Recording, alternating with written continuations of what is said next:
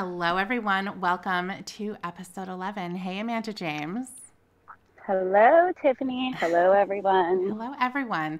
So, we're going to be taking a slight detour today, and we're going to move away from Jody just for a short time, for an episode or two. We wanted to talk about none other than Lorne Armstrong. Isn't that going to be fun? We always come back to Lorne. We always come back to Lorne. Now, this particular project has been in the books for quite some time, hasn't it? It has, yes. It has, yeah, and we just haven't had a chance to get to it. But we wanted to today. So, Lorne had sent his sex offender treatment assignments to his girlfriend. And for those in the back who don't know who Lorne is, who stumbled upon our channel randomly, Lorne Armstrong was caught on To Catch a Predator. And ever since then, he has been involved, I don't know, willingly, unwillingly, with the internet. And he's had a rather interesting experience. You know, when we look at To Catch a Predator, we don't know a lot about the people after their offense. So they go off to prison perhaps, or they have probation, get on the sex offender registry. But after that, there's really not a window into their life. And certainly Lorne has provided that window, a very interesting one. Yeah, a doorway, a sliding glass doorway to his life after prison. He's very eager to share everything. He's very eager to share. And I think the reason behind him wanting to share is interesting as well, because I think that he shares these things not only as a symbol of closeness, of intimacy with somebody that he's speaking with, but also as a way of proving to them that he's not dangerous. What are you laughing at? Yeah. Well, sending assignments from his sexual predator class to prove that he is mandatorily taking doesn't go very far to prove that he's not dangerous. But in Lorne's mind, yes, he thinks that somehow exonerates him or gives excuses because they're put in writing, in his own words. Exactly. Yeah. And he gets to show that he never even meant to go, that it's his way of saying this isn't what it looks like. So he may be in the class, but he doesn't belong there. So Lorne was released from prison back in 2012, and he was required to begin this treatment after that. So part of his sentence is that he is on lifetime probation, and then he was also to complete this sex offender treatment program.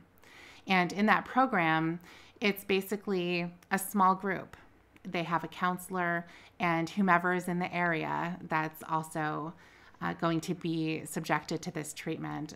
They get together, and I believe it's once a week, and talk about whatever assignments that they have. So the purpose of that is to take an objective look at what they've done and dissect it so that they can better understand. And then the goal is to have them not reoffend. Now, Lorne began this in 2012, as I said, and he's still there. It's a little bit different, but he's still in treatment.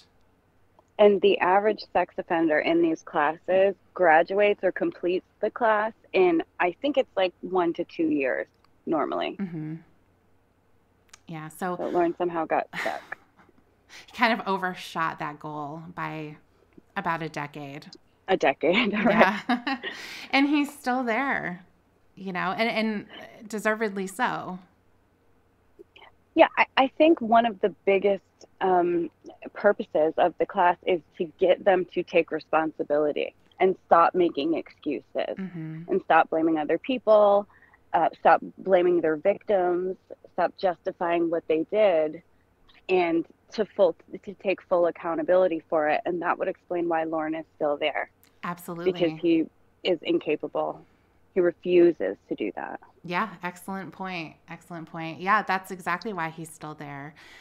You're going to be seeing through these assignments that the same answers that frustrate everybody when they hear them are in these assignments.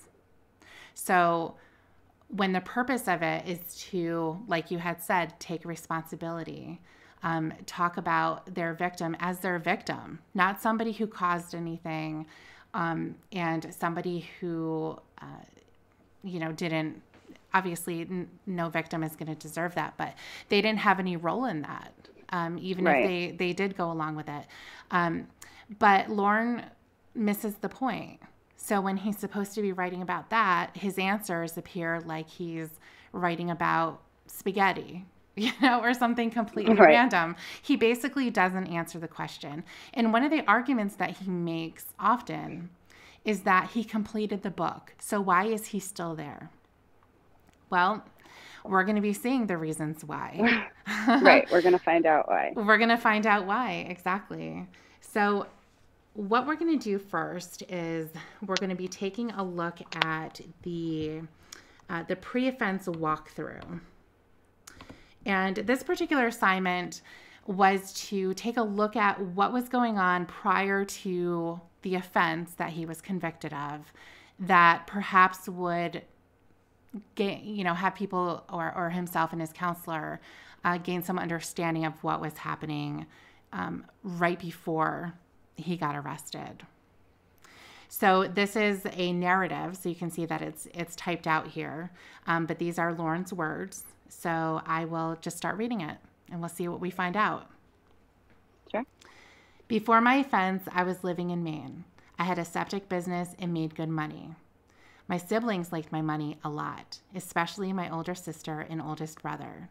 They did everything they possibly could to get more money from me.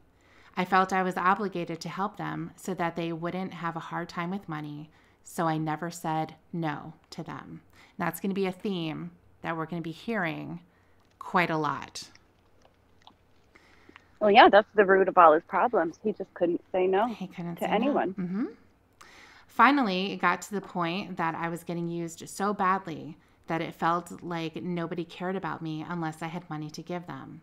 That's when I decided to leave Maine and move to Nashville, Tennessee. So I feel like, Amanda James, and you can help me out here, I feel like he may be leaving something out.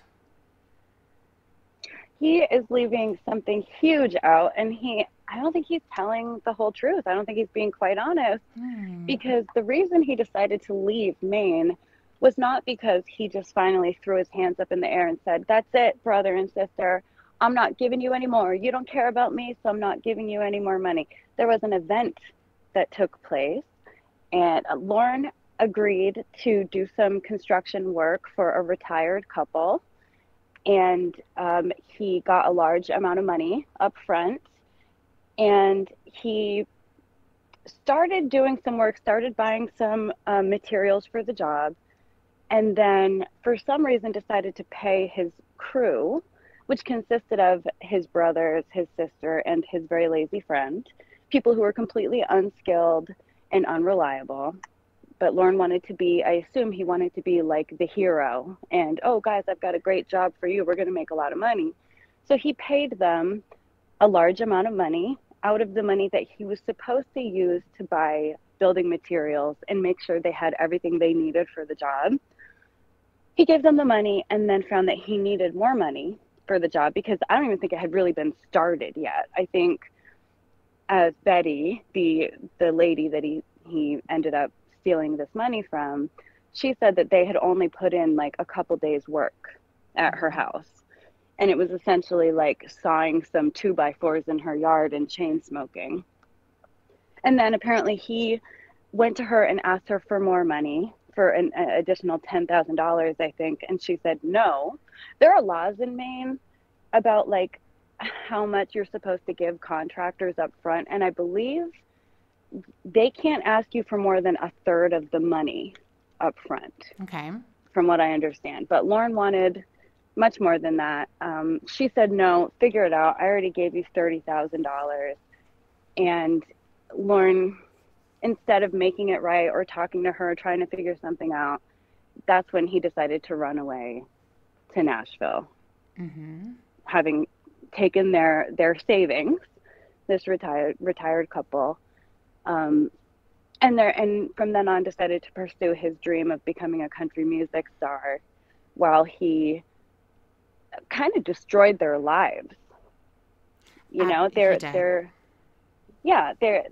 as I have said, they were retired. They didn't have, you know, a way to make money anymore. They had health problems. They were trying to add on to their home for, you know, to like live out the rest of their lives there in comfort. And Lorne took that from them. So when he wants to go and whining about how his family, his siblings took from him and they took advantage of him, he gave them this money. He gave these irresponsible, unqualified people this money instead of using it the way he should have to complete the job. So that's on nobody but him. And I don't even know if he went to his siblings and said, hey, so those checks I gave you, we're going to have to figure something out because we need to complete the job. Obviously, I'm sure they wouldn't give the money back. It's probably already gone. I'm sure, yeah. So that's the bit that he's leaving out. Yeah. When he's crying about how people took from him, he took from a completely innocent couple. He did. Yeah, and he was on the run. He knew he was in trouble. He was afraid. So he did the cowardly thing and he ran off to Nashville. And it's obviously comical that he chose Nashville because he wanted to be a country music star, which just, it goes along with Lorne being completely delusional and thinking this ridiculous idea instead of going really anywhere. You know, but the reason why he picked Nashville was because of this dream to become a country star. Isn't that ridiculous? It's just so childish. It's such a childish thought. It's like saying, I'm going to become an actor, so I'm going to move out to LA. And a lot of people do that, but then the amount of people who actually find success in that is so minuscule. Right. And Lorne is somebody with no professional training, no real talent, no brain, no, work drive, like he didn't know anything at all about that industry and thought that he would be discovered in karaoke bars. Yeah, he sure did. He sure did. So as far as him leaving at that moment as well with Betty, what he's saying here is that his family was using him so much, and that's why they had to leave. And even in hearing him describe him leaving, it all has to do with people taking advantage of him. And he even refers to the job with Betty as another example of his family and Tony taking advantage of him. Mm-hmm. In the probably hundreds of hours of Lorne calls that I've listened to, I have never once heard him admit, yes, I fucked Betty over. I went off to Nashville because I was in trouble because I took that money from Betty and couldn't complete the job or pay her back. Yeah. He's never admitted that. No. And I always wonder with Lorne what he actually believes and what he says. I wonder if they're the same thing. But I kind of think with this one, he doesn't blame himself. No. It's not his fault. It's not his fault. No, I agree with that. I don't think that he believes that it's his fault. I think he takes the responsibility, which is very basic, in saying, it was the job that I signed up for. It was my company that was supposed to be doing this. But that's as far as it goes. Mm-hmm. He does blame it all on everyone else, that he mismanaged this project. He believes that they stole from him. Right. Even though he literally gave it to them. Yeah. Because he didn't know how to manage the project. He even blames his sister for asking him or for telling him to ask Betty for another $10,000 after he had gone through the money that she initially gave him. Right. He won't even take responsibility for that. That was her idea. Right, exactly. Yeah, Lorne just had to be the one to go and ask that question, but he really didn't want to. Yeah. So that's kind of the start of it. I mean, we were all introduced to Lorne through To Catch a Predator and his chat log and his goofy appearance at the house. But then when people started kind of digging into him, the online communities kind of started to form around him. The lady that he scammed came forward and said, "Hey, I know Lorne. I know all about Lorne. Let me tell you a story." Right. So yeah, that kind of, people started talking to her and she shared what happened. And that's when people started to really see, he's just an all around shit guy. He's not the person that he tries to portray that he just made a mistake. Like, he's a good guy, but he was in a vulnerable place when he was in Nashville. Nobody cared about him. He forgot all about the girl's age. It wasn't because she was a little girl. He's not a bad guy. He just made a mistake. And that's just not true. His life is a series of mistakes that hurt other people. Yeah. Yeah, they hurt other people, and Lorne feels sorry for himself. And that's the thing that I think infuriates a lot of people. I know it infuriates me, is that he feels sorry for himself, that he did the things that he did and he does the things that he does, because that same feeling sorry for himself carries through to today. Yeah, and forever will. And it always will, definitely. Yeah. I mean, we'll see in the assignments. I don't want to sort of spoil them here, but anybody familiar with Lorne is not going to be surprised by this. No. But he even goes as far as to blame his victim. I talked to her like that because I thought that's what she wanted. Yes. She wanted that from me. I told her I didn't want to go to this thing house. She kept pushing. Right. She kept pushing. And I would imagine in that class, like, rule number 1 that you do not break is do not blame your victim. You were the adult. You take responsibility. They have no part. They have no blame. And I mean, I would think that would be very important in a class like that. There's never an excuse. There's never a justification. It's never a child's fault or a victim's fault. Correct. Yeah. And they do talk a lot about that in the instructions for these assignments. They do talk a lot about that. But, they're dealing with somebody like Lorne. They're dealing with other offenders who are going to justify the things that they do. But yeah, we will see those as we move forward in taking a look at these. So I'll just continue here. Okay. The first couple of weeks I was in Nashville, I stayed busy looking for and getting a job and getting myself settled in my new apartment and getting to know my surroundings in Nashville. The third week, I started to slow down because I was all settled in, didn't have anything that I needed to do right away, but I also didn't have anyone to do anything with. Because of the boredom I was feeling, I decided to go on the internet. I wouldn't spend a lot of time on the internet, but would start going into the chat rooms more and more until I ended up noticing a 13-year-old girl that nobody would talk to. I decided that I would talk to her so that she wouldn't feel bad.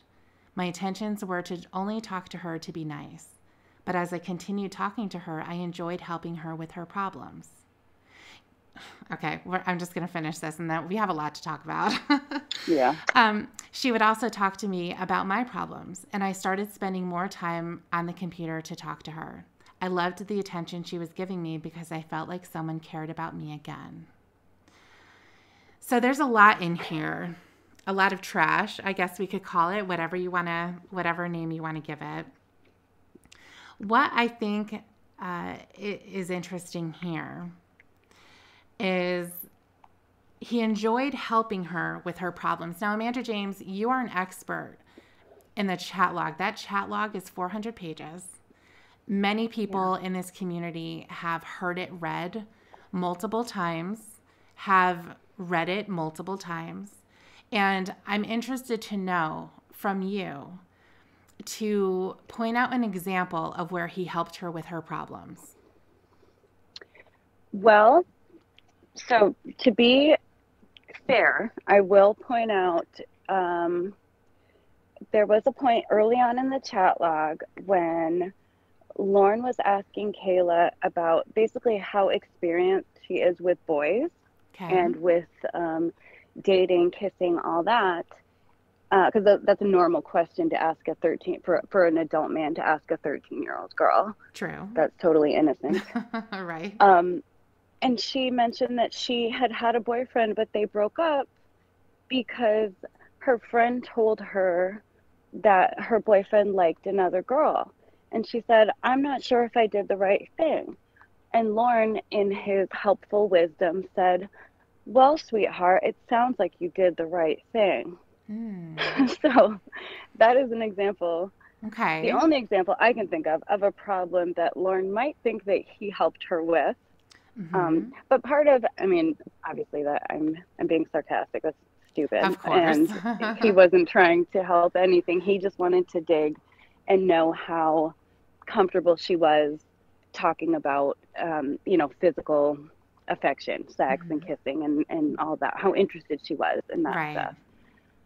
But one of the things that makes the chat log so ridiculous and interesting, hilarious and horrible all at the same time is that Kayla was just a shell of a person. Everything was incredibly shallow. There was nothing deep about her. She was a cardboard cutout. The decoy didn't bother to develop a personality or any real, backstory with any depth.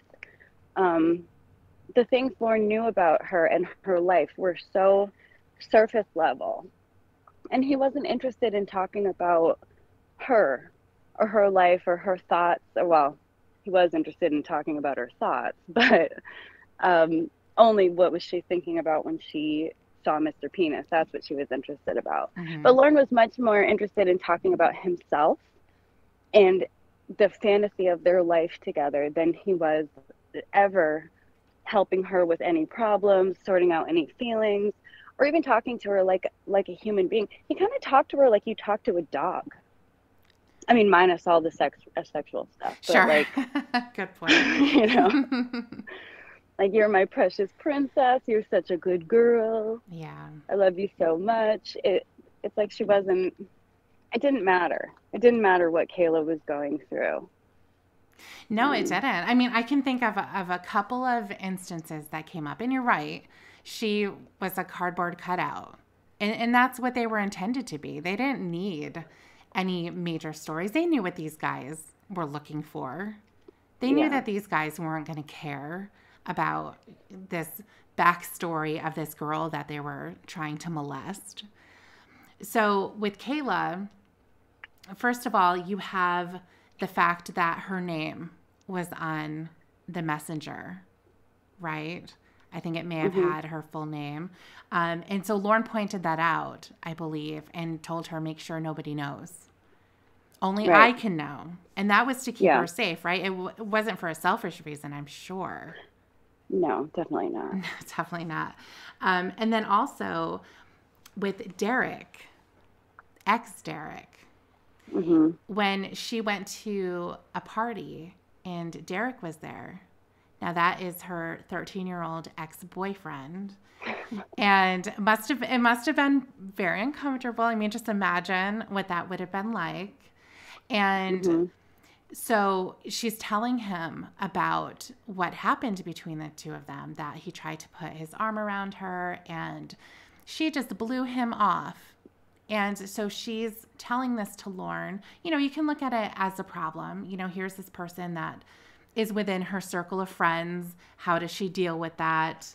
And so Lorne's response, like any other jealous boyfriend, is going to say how he doesn't like him and, well, what happened. He wanted to know all of the details of what happened because he wanted to help her, right? He wanted to help her navigate this newly broken up relationship where they have mutual friends. That's what he was doing, I'm sure. Yeah. He was just helping her with his worldly wisdom. It wasn't possessive, jealous, insecurity about a 13-year-old little boy Right. and his Pokemon cards. He might steal Lauren's girlfriend. I And don't like how him. tragic would that be? I don't like him. I would be royally pissed off. Actually, I can think of a couple of examples of times when Kayla did present him actual problems and he completely dismissed them Yes. and didn't care one little bit. He turned the conversation where he wanted it to go immediately, which was to dirty talk. There was one time she said her parents were fighting, a couple of times actually, where she said her parents were fighting. And she was, kind of clearly distressed. The decoy didn't have much personality or any, but you could tell that she was, probably not happy about that. And Lorne completely dismissed it and said, well, you're going to keep talking to me on the computer, right? Yes. I don't really care what you're going through. Just, I don't want to be alone. So don't leave. Stay here so I can talk to you about my penis some more. Yeah.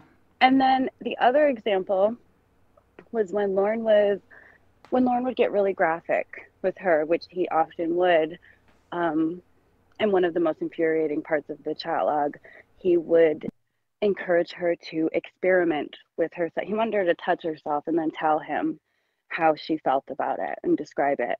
And she was clearly uncomfortable and told him, I feel weird, I feel funny, I don't really like doing this.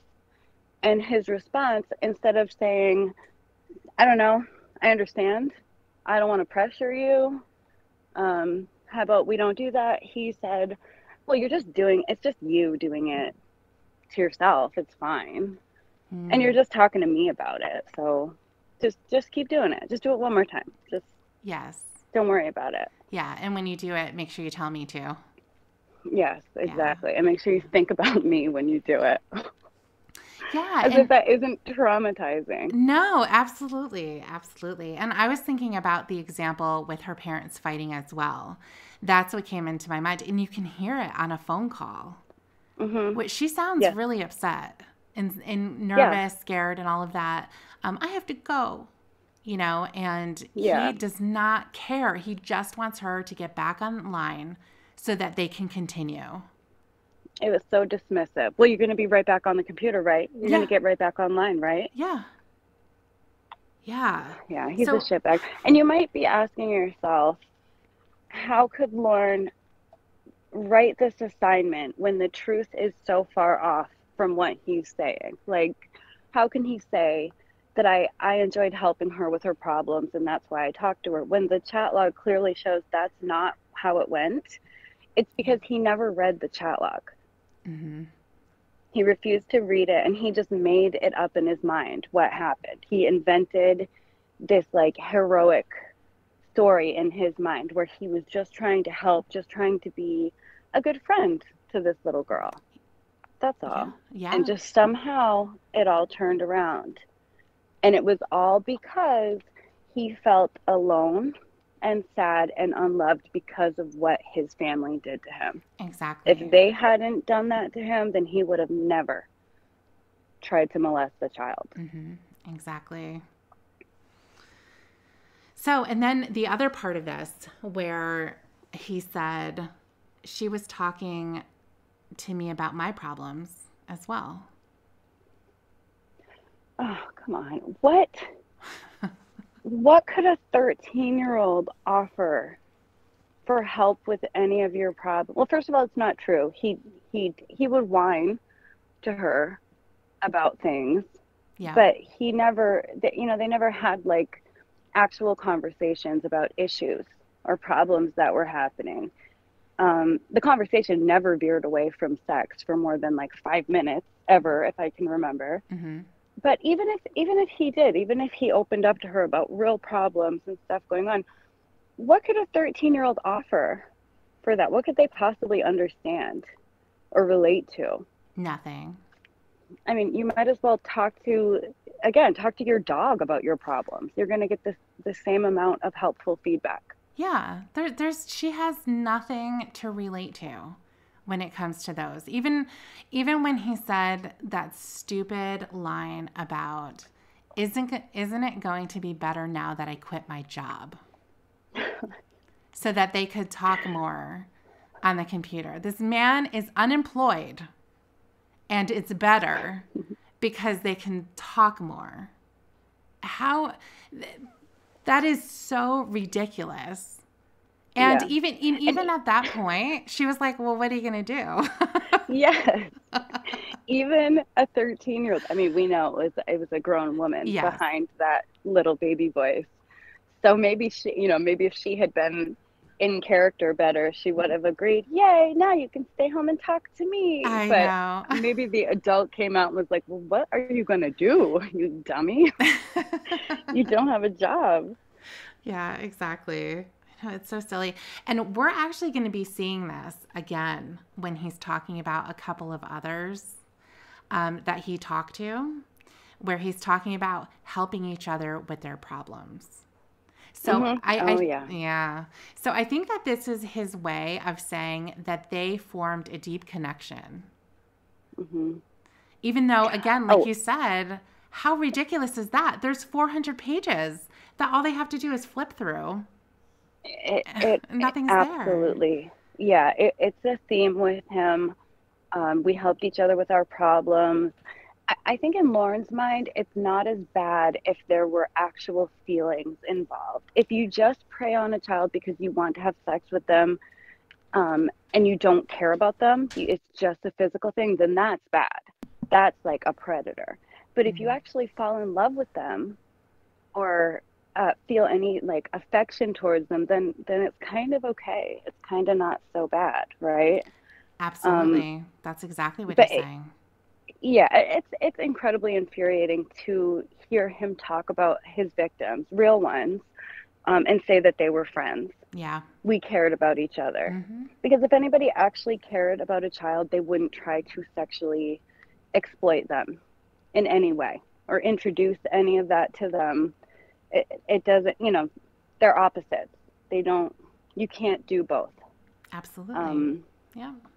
And sometimes I wonder if Kayla if Kayla, not if she was a real girl, but if it had not ended with him being arrested and it hadn't ended with To Catch a Predator, if he would say the same thing about her, that they were friends, they helped each other with their problems, they really had feelings for each other, just like he did with the other girls that he talked to. And I think he would. He would. I think now it's,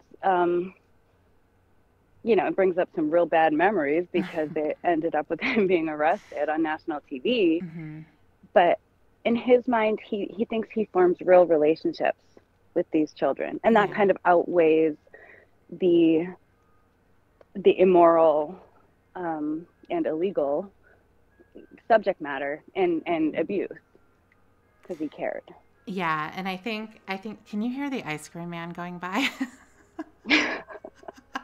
A little bit. It's okay though. Okay, good. I just hear it. It's so funny. As we're talking about this, it's kind of strange. But I think the reason why he doesn't say the same thing that he says about his other victims is because he knows that it's fake. Mm-hmm. If it had been the other way, where Kayla was a real person, he just happened to get in trouble for it, mm-hmm. he would believe that they had the same type of a connection, that there was something special. And all of the things that he's saying here, I helped her, she helped me, we had this love for each other that kind of took over. It wasn't supposed to be that way, but it just mm-hmm. happened. I think he would be saying the same thing. Yeah, we were going to wait until she was 18. We've heard that before. Oh, we're going to hear it right now. Yeah, can't wait. You ready? You ready to keep going? Yeah. Okay. Mm-hmm. I told her that we wouldn't be able to meet until she was 18. Her response of, "You mean we can only be boyfriend and girlfriend on here?" Meaning on the internet. Let me know that if we didn't meet in person before she turned 18, that I was going to lose the feeling of someone caring about me, and it would be her. I didn't want to lose that feeling, and I also didn't want to meet her before she was 18 and end up going to jail because of it. I had fantasized about getting married to her and having kids together. I had even talked sexually to her and showed her myself naked on webcam. I fantasized about having sex with her on her 18th birthday and had even told her that. Oh, is that all? Just he only fantasized about her on her 18th birthday and Yes. not her at 13 years old? I don't think so. I think that's a fib. That is a fib. Yes, there are quite a few fibs in here. But yeah, he, again, like you had mentioned before, blaming the victim, justifying their actions because they wanted me to do this. This is exactly what's happening here. I told her that we wouldn't be able to meet until she was 18. I didn't want to go to jail. And she gave me a guilt trip that just made me melt. And I said, you know what, Kayla? I love you. We're going to get married. We're going to have kids. I'm going to show myself naked on webcam, okay? And then I'm going to, and then I'm going to come and see you. But it's not because I'm horny and I'm disgusting. Right. It's because I care about you so deeply and I do not want you to leave me. Right. It's because it's what you want, Kayla. Yeah. It's not what I want. I don't want to have sex with you until you're 18 years old. But you clearly want to. I mean, it's not like she said, listen, I don't want to talk to you anymore if we can't meet before I'm 18. I don't want to have an online boyfriend for the next 5 years. So I'm done with that. All she said was, like you said, you mean we can only be boyfriend and girlfriend on here? She's just clarifying. She's just making sure that's what he meant. She didn't threaten to go anywhere. No, she didn't. She didn't. But certainly that's how he wants to put it down on paper. It's, what's funny to me is how he says, I had even talked sexually to her and showed her myself naked on webcam. I even told her that I wanted to have sex with her on her 18th birthday. Even he started talking sexually to her and showed her himself within the first day. Oh, yeah. I mean, I think it was within the first hour. The first right? hour, yeah, he did. Yeah. So, I mean, he's wording it like it even got to that point. It even got to that extreme. Yeah, in the first hour. And it continued for 30 days straight. Yeah, and he says here, I fantasized about having sex with her on her 18th birthday. And he did. That is true because he wanted to get her pregnant. I know, God. He's trying to... That's love right there. That's love right there. Yeah, that's what she wants. She wants to get knocked up. Well, he is a good guy because when he went on to describe their first meeting when they would have sex, which would be long before she turned 18, if you remember correctly, he said, the first time we have sex, I'm not going to use a condom because I want my skin on your skin. But don't worry, I'll put a condom on right after. I don't want to get you pregnant yet. You're too young for that, sweetheart. So that shows Lorne's caring side. That he was going to risk getting her pregnant because it doesn't matter. You can, all it takes is one time very quickly. Right. Like if there is a penis and a vagina without any condom, that can happen. But he's willing to risk that because he wanted their first time to be special, to be extra abusive. I don't know. Yeah.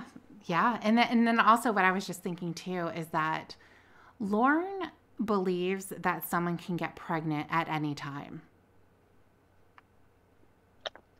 He doesn't understand, obviously. Like ovulation. Ovulation, yeah, exactly. That there's only one time that can happen. And he has no idea where she's at. Oh, absolutely. Yeah, he does. At this point, he doesn't even know. I don't think he even knows if she's gotten her first period yet. No. It does come up at some point in the chat, but I'm not sure where. In fact, I don't know if he ever even asked her, have you gotten your first period yet? I think at one point in the chat, she says, I'm not feeling well. And he said, Oh. "Oh, you're on your period?" And she said, "Yeah." And he said, "Oh, I heard sometimes females don't feel well when they're on the period." Oh my gosh. But Yeah. Are you still with me? because she hadn't I think reached puberty yet. I just lost you for a second. Sorry, did I break up? Yeah. Oh, okay. What were you saying? I was saying up until that point, he didn't even know if she could physically get pregnant because he didn't even know if she had gone through puberty yet. No, definitely not. Definitely not. He's just looking at her age 13. Okay, well, you're ready. Just assuming. Mm-hmm. Yeah. Okay, you're ready. Right, you're ready now. I'm going to do all about it, and you get to have your first experience with me. Yeah. Ugh. So now we'll move on to the next one, the next part of this. The longer I talked to her, the more I wanted to do whatever I could to make her happy. But I still didn't want to meet her and end up in jail. But I knew if I didn't meet her, then I was going to lose someone caring about me. Eventually, I agreed to meet her on my birthday. All the way to her house, I kept telling myself I should turn around and go home. Even when I got to the house, I drove past it a couple times, and even around the rotary that was near it, even stopping at the rotary because I knew I needed to go home. But I had made her a promise that I would show up. So I went back to the house. She was in the driveway waving me down, and I pulled in, went in the house with her, and I sat in a chair. After talking to her for a couple of minutes, Chris Hansen from MSNBC came out. I didn't have a clue who he was because I had never seen him before in my life. But because of the way he acted, I thought he was a cop. I knew I was going to jail. The best book Lorne's ever. What was that? I said this is the best book Lorne's ever written. The best story he's ever written. It sure is. Yeah, it's full of fiction. Mm-hmm. I mean, we can see him driving up to the house. We know that he drove past it and came back. We know that she was out there waving him in. But the part that he's leaving out is that he went there because he thought that was Kayla and he wanted to meet her. Yeah, but that was her fault because he was going to leave, but she was out there waving him down. It was another guilt trip. Definitely. It was another guilt trip, and he didn't want somebody to stop caring about him because poor Lorne has been abandoned so many times in his life by people who are supposed to care about him, but because he doesn't give in to their every whim, they leave. And this last time was so traumatic for him when he had to leave his home in Maine, travel to an unknown city to pursue this amazing dream that he was going to show everyone that he's someone important. And you know what's funny is I can just envision Lorne's daydreams about being a country star. Just up on stage with his guitar and people screaming and chanting his name, panties being thrown at him from the crowd. And everybody wants to meet him. Everyone wants his autograph. It's an amazing dream. Well, he kind of shared some of those fantasies with Kayla. They were going to go on tour together. Yes. He was going to bring his 13-year-old girlfriend on tour with him. Yeah. And to play an instrument. She was going to play an instrument. Yes, exactly. So we're at the end of this particular assignment. Now, it was signed off on by his counselor. And I guess his counselor is probably just thinking like, okay, well, this is the best we're going to get. So whatever. Let's move on. Mm-hmm. So now that we got through the pre-offense walkthrough, we're going to move on to the offense walkthrough. And this is handwritten, so some parts may be a little bit difficult to read. So I'm just going to start here at the top. Okay. I would sit in front of the computer. First of all, it's funny here because he signed his name on the top right, just like you would any other homework assignment. Remember doing that in school? Yeah. Yes. Question So number funny. 1. Put your answer underneath. So he said, I would sit in front of the computer and talk sexually to what I thought was a 13-year-old girl. I had felt like I had found someone that cared about me and not my wallet. I would continue saying sexual things to her because I thought she wanted me to. And I only wanted to make her happy because I didn't want to lose a person I thought really cared about me as a person versus me as someone they could use for their own personal gain. So here's more feeling sorry for himself. Let's see. I went as far as to show Kayla myself naked on webcam and even went to quote unquote her house. Now, this is something that I find funny too, because throughout his assignments, when he's writing about quote unquote her, he will not just say her, or even sometimes the name is in quotes, which I think is funny. He's like, oh, this is bullshit. Yeah. Right. I Yeah. think he's still bitter about being fooled. I think he is. I think he definitely is. Again. Yeah. And he's thinking that he was taken advantage of and he was a vulnerable person. They specifically went out and targeted him. All of the things that he said are still true today. All these answers would be Which the is same. absurd. How could they specifically target, how could they know that he was vulnerable? So it makes no sense. He contacted her. He reached out to her to begin with. Oh, yeah. She didn't send him a message and say, hey, are you vulnerable? Like, do you have any family issues or anything that maybe we can talk about? Yes. He talked to her. How on earth would they know any of this stuff that he was vulnerable because his family did blah, blah, blah? Or perverted justice mind readers now, too? Yeah. It makes no sense. No, it doesn't. It doesn't. So, and then of course he's talking about how people just want to use me all the time. I just want someone to care about me. And I thought I found that because she never asked for money. So, you know, even though, again, looking at the chat log, you're going to see that he was the director the entire time. He immediately went to the sexual stuff because that's what he wanted.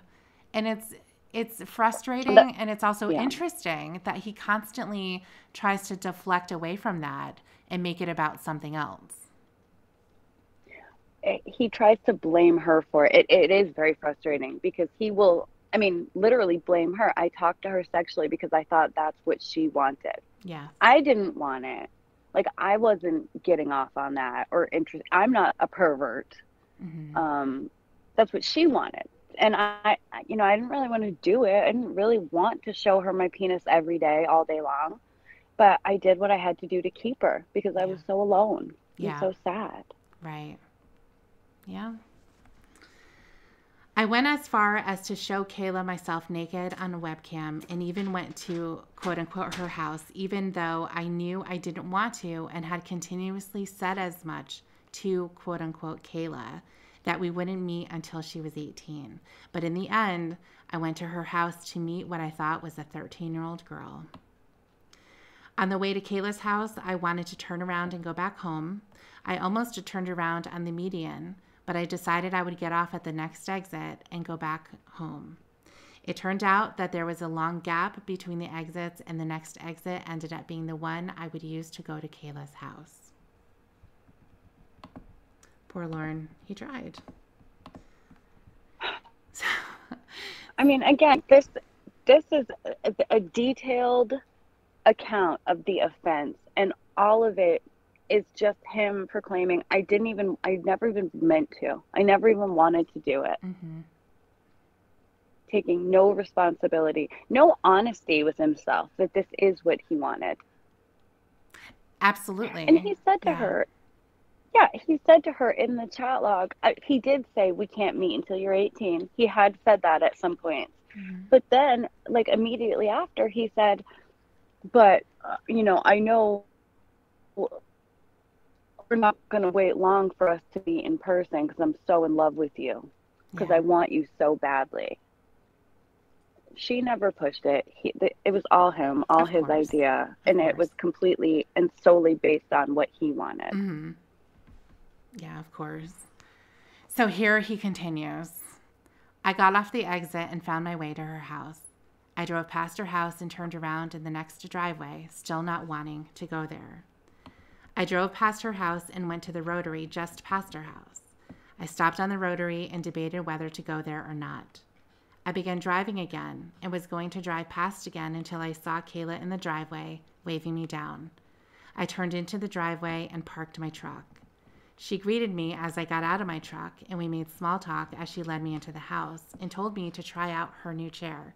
I like how he also put her in quotes there. Yeah. I sat down in it. Wasn't really her chair. No, that was all bullshit. I sat in, I sat in it, and she sat across from me on the arm of another chair, explaining the massage and heat and cooling things about the chair. After the small talk, she asked me if I brought condoms.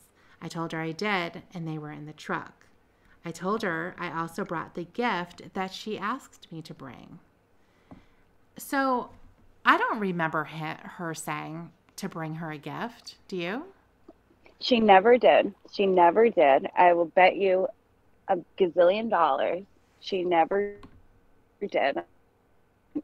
He volunteered. He offered, because I remember that part of the chat. He said, I want you to bring an extra pair of your panties so I keep them with me after.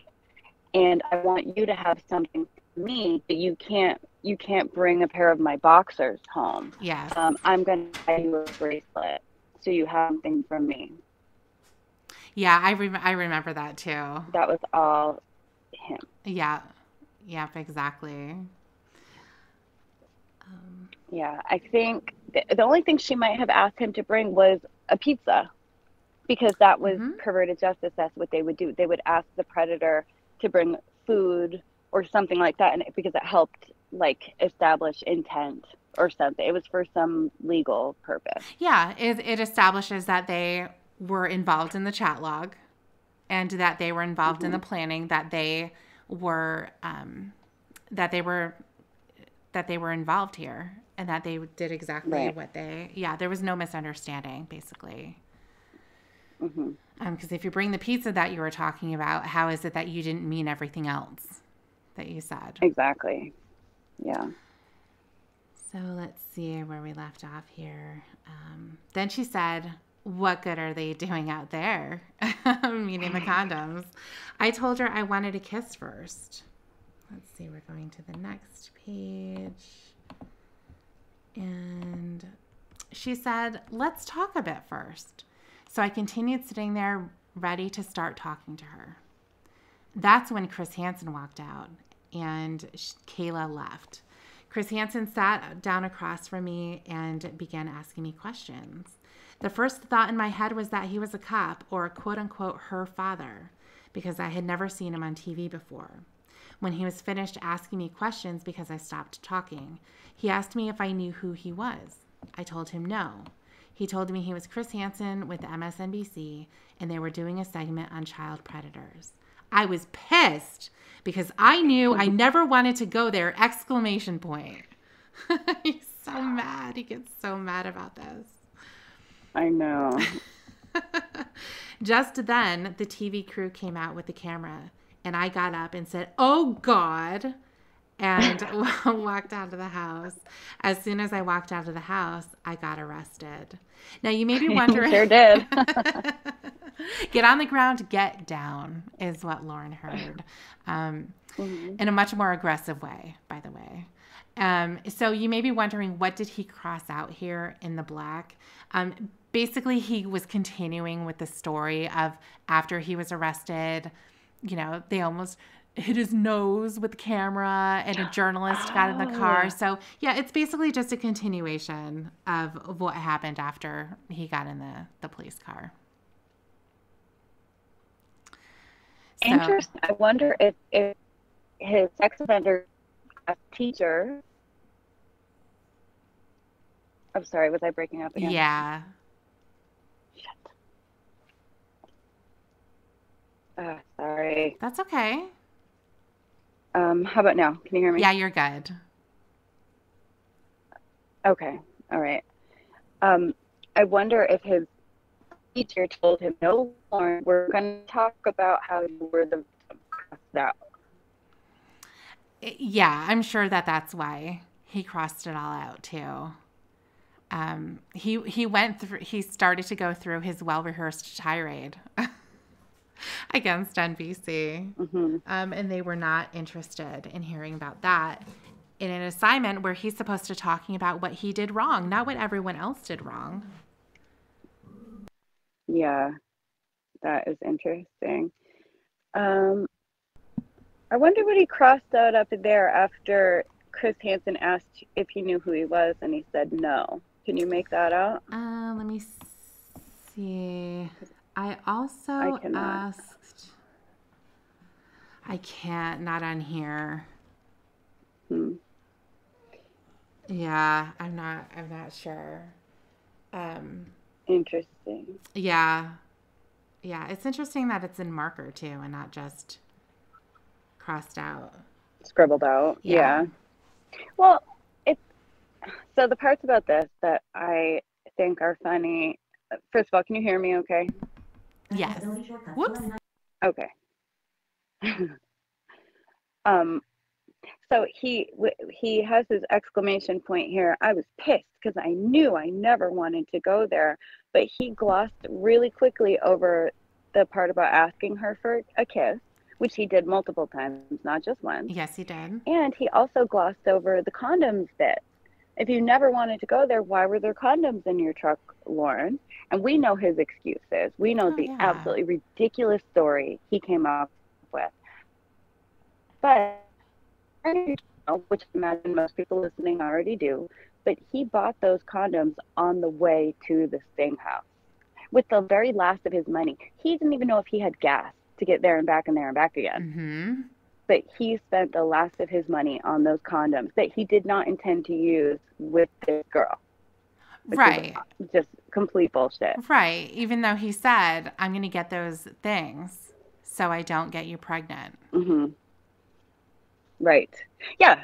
They were another thing. He told her he was going to bring the condoms and the bracelet. Yeah. And he brought both. He brought both. Not the pizza, though. He didn't have money for No, that. well, he didn't have enough money for He that. did not have enough Right. money. He didn't, because he had to choose pizza or condoms. And we see what his priority was. We do see what his priority was. Yeah, it was definitely the condoms. So let's take a look here. Now we're going to be moving on. That's the end of his offense walkthrough. The end was, I got arrested. Mm-hmm. So let's take a look here. So we're going to move on to the next one. So part of his assignment, one of his assignments, was to outline his sexual history. And we're not going to go through the entire thing here. I don't think that it's necessary to do that. But the point was to outline all of his sexual experience from the very first time all the way through present day. So basically, most people are going to be familiar with that assignment. It's one of the assignments that people enjoy the most, I think, because it's so funny. And it's completely fabricated. Mm-hmm. I mean, obviously, I think that it is. So what he did have to include, though, was what happened at age 35. Oh, no, I'm sorry. Yeah. So, well, first of all, the part that I have pulled up here is where he says, at age 35, I met a girl on the internet named Vanessa, 25, from New York. I would have phone sex with her over a year's time. Now, we know Vanessa as Vanessa Ann Lee Parker, one of the other Lorne's loves of his life, that would refuse to come and see him. Mm-hmm. 7 times. She even promised his mother. And she never showed up. Can you believe it? That's true. Yeah. So then here, he did have to include what happened in Nashville. So at age 36, I moved to Nashville, Tennessee. I went into an adult chat room, and that is where I met the 13-year-old girl named Kayla. 2 nights before going to the Sting house, I had vaginal intercourse with a girl that was 41 and from Nashville. It was a one-night stand. I don't remember her name. I was 36. So he has here as well, right, where he identifies my sexual victim and points to where he's writing about the 13-year-old girl. So that obviously is something that would have been included after reviewing this with his counselor. But yeah, I think who he's talking about here is Mikey's mom. Yeah, it must be. It must be. But again, he again just contradicts himself and shows how full of shit he is and how bad he is at lying and creating stories. Yeah. Because the whole point was he got involved with Kayla because he was so lonely and like there was nobody else around, nobody cared about him, and he just wanted someone to care about him because he cared about her so much. He cared about her so much that he slept with another woman 2 nights before meeting her. Even wanted to marry her. Yeah. She turned 18. But it also makes a little short if that were true. And he actually had sex with an adult woman, which is certainly up for debate. If the story is crazy, I don't think anybody believes it. But it shows that he had the option to sleep with an adult woman, and he still went full steam ahead and went to Kayla's, to the 13-year-old's house. Exactly. So, I mean, I don't know what he's trying to prove or what point he's trying to make by telling that story. I don't understand. Like we were talking about earlier, Tiffany, I feel like the women in Lorne's sexual history are just women that he like knew of. Like he just pulls them out of his memory of women that he knew of at the bar. Maybe he did know a kid named Mikey, and Mikey's mom was kind of hot. So he used her in a story to pad out his sexual history. It's like, you know, like when you're creating your resume and you've got to kind of like pad it out to, you know, make it bigger and more impressive. So you kind of throw some bullshit in there. I think that's what Lorne was doing with his sexual history assignment. Yeah. Oh, definitely. He has to say something, right? He can't actually tell the truth and be like, well, I have to leave this page blank because, well, I don't really want to say it. The truth would be amazing, though. His sexual history would just consist of like him fantasizing about girl. It would just be masturbation. And like when I was 15, I masturbated to the thought of a girl I went to school with named Kathy. Right.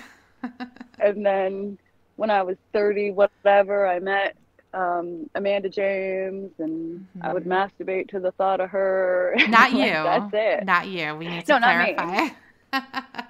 No, I'm her namesake. Yes. Right, or she's my namesake. One of the, I don't know. You're hers. It's not me, though. It's definitely not you. Exactly. Yeah, that's the important part to remember. It's not you. Yeah, no confusion. But yeah, definitely. It would be all masturbation stories and all fantasies that he had about these people. Definitely. So yeah, so there's where he talks about Kayla, and then after that we move on to another part. Now, I believe that this is part of the same assignment. When Lorne sent over his assignments, they were kind of a mess. You know, they're not in the right order. And some of these are handwritten. They don't have page numbers to them. But I believe just based on the content, I think that it goes along with what he was talking about here. So he was talking about Kayla. And then he mentions here, my sexual thoughts from the sting were all based on thinking that my victim wanted me to say these things so that she would know that I cared about her. I was going to do anything I could to make her happy because I just wanted someone to care about me and didn't want to lose her. I thought that in order to not lose her, that I would have to keep talking sexually to her. I talked to her about having oral, vaginal, and anal intercourse. He never talked about anal, did he? Not to my knowledge. Yeah, No. I don't recall that either. Maybe he figured that he had to because those are the things that he would be interested in. I don't know. Mm-hmm. So then he talks about his sexual history after incarceration. So since being out of incarceration, I've only had one internet relationship and would masturbate to thoughts of being with the girl Ramona, 25, of Maryland. I had also sent her nude images of myself through my cell phone. And I think if he were to make an edit to this, I think he should write a few nude images. Wouldn't you say? Just a few. Yeah. Just a A few. few hundred. And the videos. I And sent her videos. shower videos every morning. Mm-hmm. Multiple shower videos every morning, according Yes. to Ramona. Yeah, I'm sure that they were snippets. So Uh-huh. they'd be like the 30-second, maybe 30-second increments because he was on a burn phone at that Right. point. I don't think he had a smartphone then. So yeah, oh my God. And then at the end here, he said, at the present time, I'm talking to Casey, 30 years old from California, that I had met face to face. She's the actress from The Sting. Insert laugh My track God. from the class. It's all just so perfect. It's all like if you believe in karma, or even if you don't believe in it, but you just kind of like the idea of Mm-hmm. karma, which is Mm-hmm. kind of where I'm at. I don't know, but I like it. I like the thought. Right. Lorne is a perfect example of it. He, from the beginning, he fucked Betty and her husband over. So he ran away to escape that and ended up destroying his life and doing it on national television and being on the sex offender registry forever, which also opened him up to this online community who like to catfish him and fuck with him, which brought it full circle back to back to Casey, the decoy, Mm-hmm. the actress who played Kayla, that he originally got himself in trouble for. It's just like a perfect circle, if that makes sense. It You know is. what I mean? It is. Yeah, definitely. And of course, I would have to say a great majority of people listening to this are going to know that this is not true. That he was not talking to Casey from The Sting. No, No. it was not. And I also like to, actually, I just noticed as he also put Ramona's name in quotes because he would have known at that point that her name wasn't Ramona. Oh man, Oh my that's goodness. funny. Yeah, it's just it's these little details that are really funny. And also it At brings least, go ahead. oh, I was just gonna say, at least he was kind of using quotes correctly in this case. In this case, yeah. Normally, yeah, normally he would use quotes to like emphasize words. Like instead of caps lock, he would use quotes to Yes. emphasize words. Right, exactly, to drive home the point. Yeah. Uh-huh. Oh my God. So, the other part of this, so after he completed this, he does include a page talking about two of his other victims. So we're going to talk about them, here. So here's what he says. When I was 34 or 35 and on the internet, I was in a country music chat room and met a 15-year-old girl by the name of Molly. We became good friends, and approximately 2 years after we met, we began flirting with each other. Before this, I had always been someone for her to talk to about her alcoholic dad and her boyfriend and friends and school problems. Let's see. After she turned 17, we were flirting with each other, and I had exposed my penis to her on webcam. Now, Amanda James, do you have any problem with this story that he's telling? Well, I see a pattern here that he was just a problem solver. Mm-hmm. Lorne was just a helper. He wanted to help everyone. And what better way to help a 15-year-old girl than to show her your penis on webcam? Yes. It's quite helpful. It's very helpful. And it should also be mentioned that while Lorne was helping her or talking to her about her alcoholic father, he was also getting shit faced while on the phone and while talking online with her, Yeah. which is And um, big help, I'm sure, yeah, and he would have her stay on the phone all night to with him comfort each to other. comfort each Hmm. other. Yeah, exactly. Now there's a big chunk of time that's also missing out of here. I think the timing is very convenient when he's writing about this. He said that he met Hmm. her when she was 15 and he was 34 or 35. That's not true according to the timeline that he has shared before. And it's also Oh, that. convenient that she turned 17 before they ever began flirting. Hmm. Isn't that convenient? Just after she turned 17, we were flirting with each other. So they spent 2 long years talking just as friends, just Hmm. completely innocent, just helping each other. And then she turned 17, which is probably the age of consent. Yeah, Um, exactly. Exactly. and then he showed her his penis. Hmm. And that's it, right? He never went to go and meet her, did he? Well, but that was mutual. He can't remember whose idea it was even. It was both of their ideas. They both at the exact same moment said, "Hey, let's go meet each other somewhere." So they couldn't tell who actually said it first or thought of it first. Right. But yeah, he left that out of this, I believe. Yeah, he didn't add in his assignment here that he did make a plan to go meet her and drove for like 4 hours Hmm. to get there just Yeah. to look at her from across a fairground, according to him. Yeah. And she wasn't 17.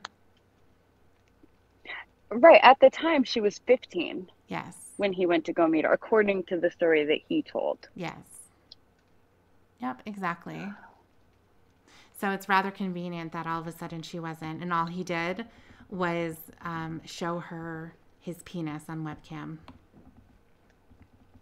Uh, yeah, he definitely didn't ask her to show her body on No. webcam. No. Certainly not. No.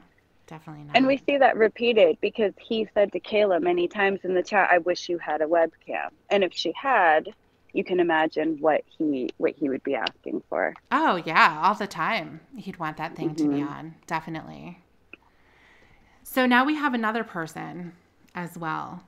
So he said about her, about a year after meeting Molly, I met Melissa, 16. Melissa began talking about her doing drugs, and I was able to talk her into stopping the drug usage. I had also met her in a country music room. About a year after meeting Melissa, we began flirting, and I exposed my penis to her over webcam. Now, doing a little math here, that would also make her 17. And that's also convenient. Very, Huh. very convenient. So, and also the other part he's missing here is the fact that he did meet her. He did, yeah. Which is another ridiculous story that is clearly a lie. The story he told is that he never gave her his address or even phone number, I think, but certainly not his address. But she, being a 17-year-old girl, picked up the yellow pages or the Hmm. white pages, it would be. Yeah. Or no, the yellow pages, because he had his business listed in the phone book. And she looked that up and found the address associated with it. And without any um, communication about it, she just showed up at his trailer while he happened to be getting drunk with his nephew. And she brought along a girlfriend, which kind of sounds like a double date to me. Sure does. But again, in the story, nothing happened. They shared a hug, and then she left, which makes no sense. There are a lot of holes in the stories about the real girls that Lorne talked to Yeah. and had whatever relationships with, Yeah. especially with the first girl with Molly. there are huge gaps. There are huge things that don't make any sense, specifically about this trip that he took to see her. It's kind of one of the mysteries of Lorne's stories. You know, what really happened with this girl. Yeah. Yeah, exactly. He's trying to make it like, yeah, I talked to these girls, but you know what? I didn't commit a crime. Mm-hmm. So this is definitely not. It's not as bad as what I did with Kayla. And Kayla wasn't real. I was duped into doing that. So, Mm-hmm. you know, it's definitely not like this. But he also glosses over the parts about exposing himself. There's a very brief mention of that, but he'll go on and on about how he helped them with their problems and what their problems were, what he did for these girls. He talked Melissa out of doing drugs. Yes. Surely that means he's a good guy. Yes. But I showed her my penis once when she was 17, and it's bullshit. And if I remember correctly, this wasn't even included in his sexual history. He went for a very long time in his class without mentioning those girls at all. He did. And it's because he did not see them as victims. He didn't consider them to be his victims. No, and he still doesn't. Mm-hmm. If you were to ask him about that today, he still wouldn't. No, he said about Molly that she was a very special girl. When he was asked if they had ever talked again after his arrest, he said, no, but I wish we did. I wish I kept in contact with her. We were really good friends. And you can't be friends with your victim. No. He never looked at those girls in the accurate light, which is another thing that's very frustrating about him. And I'm sure it's very frustrating for his, for lack of a better title, his rape class teacher, because like you said in the beginning, the main point of that class is to make sure they don't reoffend. But if they don't take responsibility and acknowledge what they did wrong in those situations, then there's always the risk of reoffending. Because if you don't think it was wrong, then what's to stop you from doing it again? Exactly. You know what I mean? Or if you think there's a justification and it can be excused and explained away, then what's to keep you from repeating it? Yeah, exactly. Exactly. So he's not answering the questions here. He's not being honest. He's not even honest with himself. So he's not being honest with his class. He's not going through exactly what happened. So if he's not telling the truth of the facts of what happened, then he's certainly not going to make himself appear to be some kind of a perpetrator, some type of an abuser.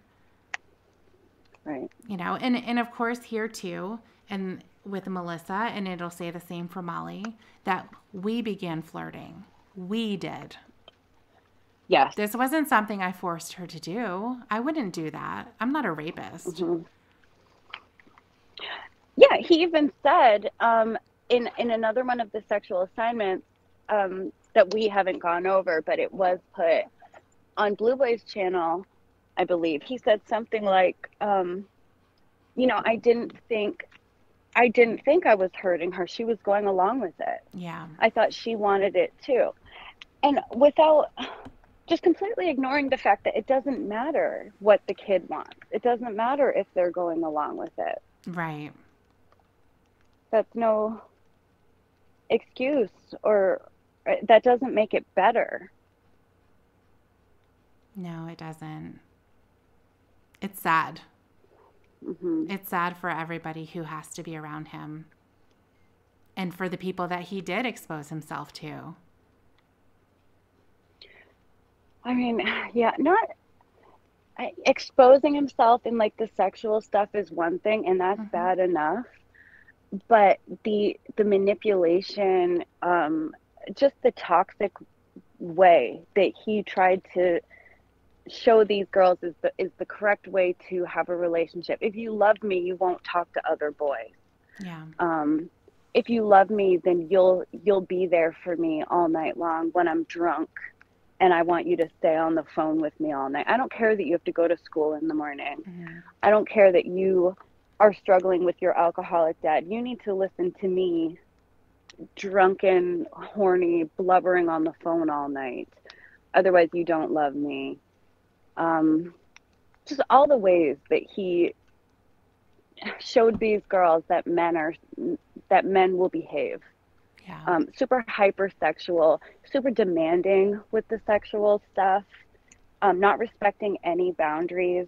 There were times in the chat log when Kayla was very clearly like uncomfortable with this stuff, and he would just keep pushing all under the guise. And all through the chat log, he tells her, because he'll say something graphic like, do you want to do this graphic sex act with me? And she would say like, I don't know, do you want to do that? And he'd say, of course I want to do that. I love you.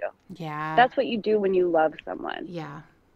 You cater to them, whatever like perverted shit they want to do. I think it's almost more abusive when you tell the girls that you love them.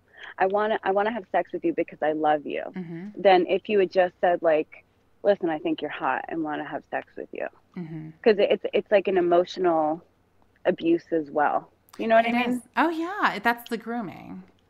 Mm-hmm. That gets involved, and we'll be talking about that too, because there is an assignment in here that is talking about grooming. But certainly, yes, he was extremely manipulative. He always is. He was to every single one, and I think it's safe to say that we can take Kayla's chat log and put Molly's name in there, or put Melissa's name in there, or Definitely. whoever the countless other girls that he spoke to, because there's a template that he goes through. He says the same things, and it's so obvious the things that he wants, and he thinks that a girl is going to want to hear those things, that she's loved, and it's okay because I love you. I'm going to be the first one that's going to touch you like that, and you're never going to be with anybody else. How special is that, Kayla? Right. And also, I'm possessive and insecure and jealous because I love you. I don't even want your dad in the delivery room when you have a baby. Yeah. Because I don't want him to see your naked body. Mm-hmm. Because I'm the only one who can, because I love you. Mm-hmm. Yeah. And her dad's a doctor. Right. He's not allowed to be there. Yeah. And I'm pretty sure most dads aren't watching their daughters give birth and they're like, oh yeah, that's a nice vagina there. Yeah, exactly. I know. He's so twisted. Yes. It's fucked up. Yeah, he's so twisted. And again, going through these assignments and reading his narrative of his thoughts, it's infuriating. It's infuriating because he completely misses the point, no matter how many times it's pointed out to him. And these assignments were started over a decade ago, and he hasn't redone them. He's only added to them with the Molly and Melissa page, and he's added to them here and there with other things. But he said, well, yeah, but I finished this, so I don't need to do this again. And I suppose he doesn't need to do it again because he already answered the question, and his answer still stands. But it's disturbing that it still stands, because it proves that after all this time, he hasn't learned anything. Yeah, and that's why he's still there. Exactly. Which is so funny because, obviously it's disturbing and kind of scary. Mm-hmm. But he's so angry about being in that class still. He really thinks like he should be allowed out. He should move on. But yeah, these assignments show that he just doesn't get it. And if he were to redo the whole thing today, I think it would be exactly the same. Agreed. Yeah, I agree. I don't even know what to say. That's how annoying it is. That whole idea of how annoying it is, and really how he would be crying himself through it too. Mm-hmm. Feeling sorry. You can hear him when he's feeling sorry for himself, and he's talking about how his family used him, and all he wanted was their love, and they couldn't give him anything. They were so selfish and disgusting. And if they hadn't done what they did to him, if Tony hadn't done it, you know, everybody, if his friends didn't abandon him back in middle school, he wouldn't have felt so low on himself that he would be in that position. And that's why when he's asking himself, or when he's talking to somebody and asking, why did I do that? I know I didn't want to. Why did I do that? That's why he's looking for an answer just like that. Mm-hmm. And that's why, Go ahead. No, absolutely. He wants you or whoever he's talking to say, well, Lorne, you did it because, you know, you felt so low, and you were so desperate for someone to love you because of what your family did to you, and you had a really bad childhood. He's looking for it to be somebody else's fault. Yeah. Yeah, he certainly is. Because it can't possibly be his. Mm-hmm. It can't possibly. He's not that person. But he is that person, and we all know that.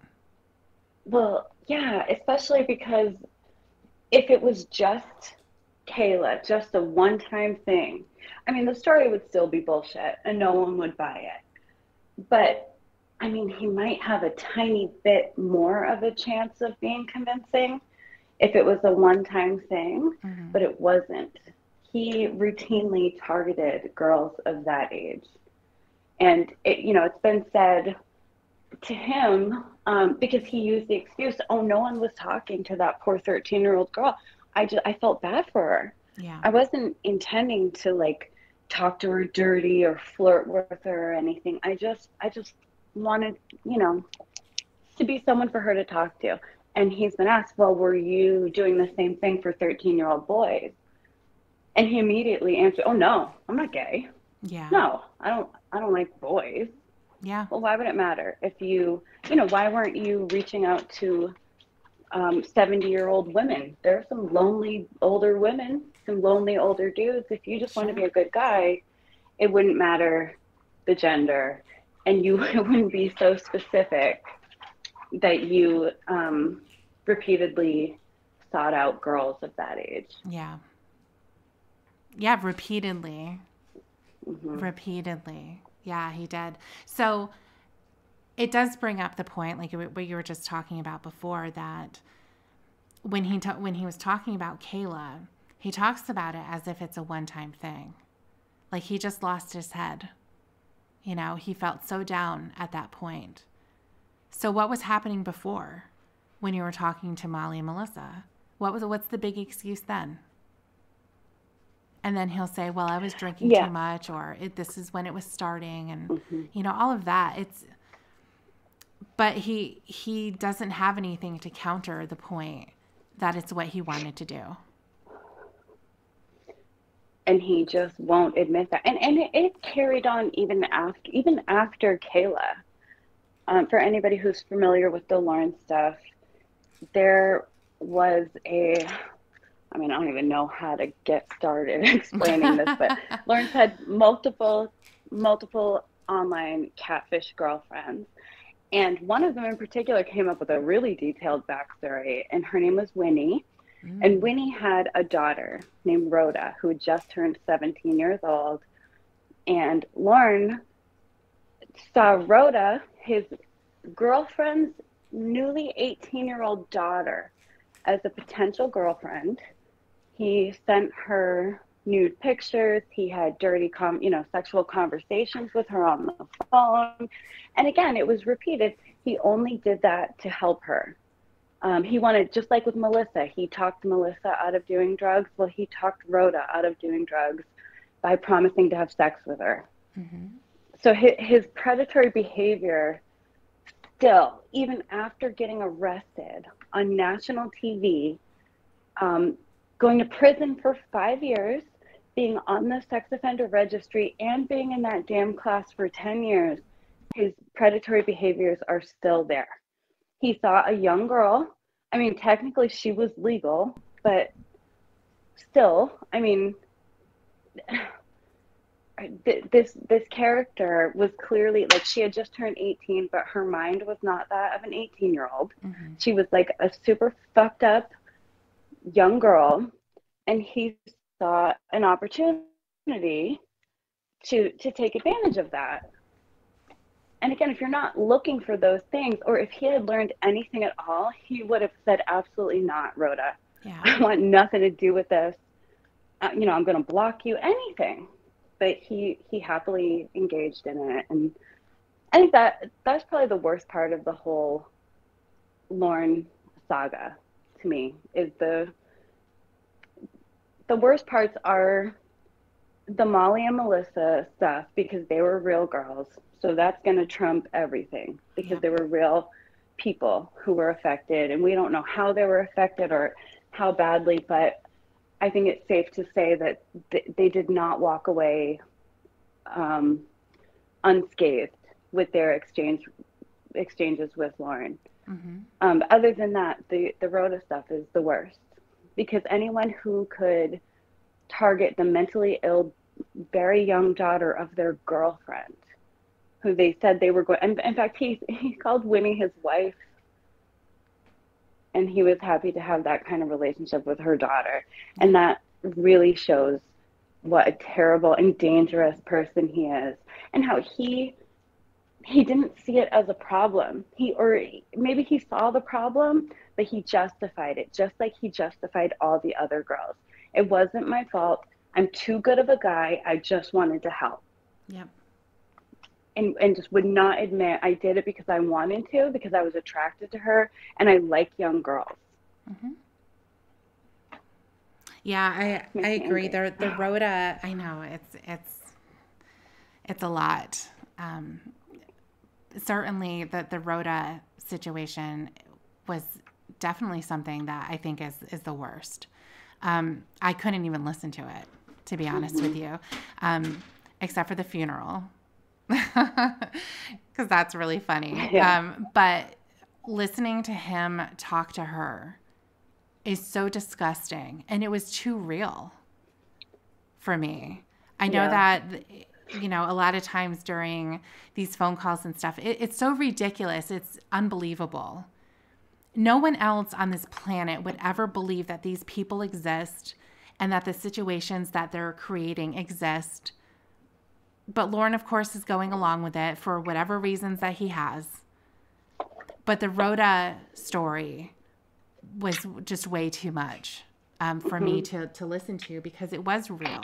I could imagine him doing exactly that to the daughter of whatever unfortunate and depraved woman he got involved with. Yeah. I could too. Yeah. Definitely. Yeah.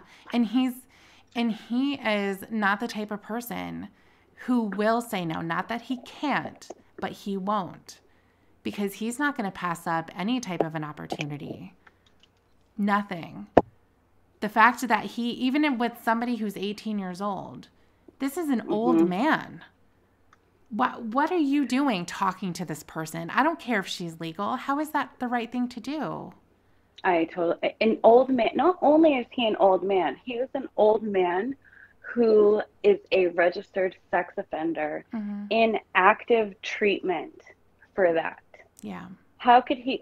I mean, his class would have a field day with that. Oh, I'm dating my ex-girlfriend's 18-year-old daughter. Some people might disagree with this, but the girls that Lorne had the catfish that he's been introduced to are usually pretty young. They're adults, but they're much, much younger than him. Ramona was 25, I think, or 24. Yes. Jamie Amy was, again, 23, 24, around that same age. And Lorne's like 50. Yeah. And it's not illegal for a 50-year-old man to date a 24-year-old woman. But I mean, what would you have in common with someone who's half your age, first of all? And Lauren is a different kind of story anyway, because he is a sex offender and frankly has no business talking to any women at all, but certainly none under the age of like 40. Right. You'd think that if he had learned anything, he would be so careful. He would be so, if he never really wanted to do it and he's absolutely disgusted by what he did, I don't know, you'd think that age would be like the most important thing to him when it comes to finding a girlfriend. Yeah, and it's only that 18 mark that's important to him. Anything above that is fair game because it's legal.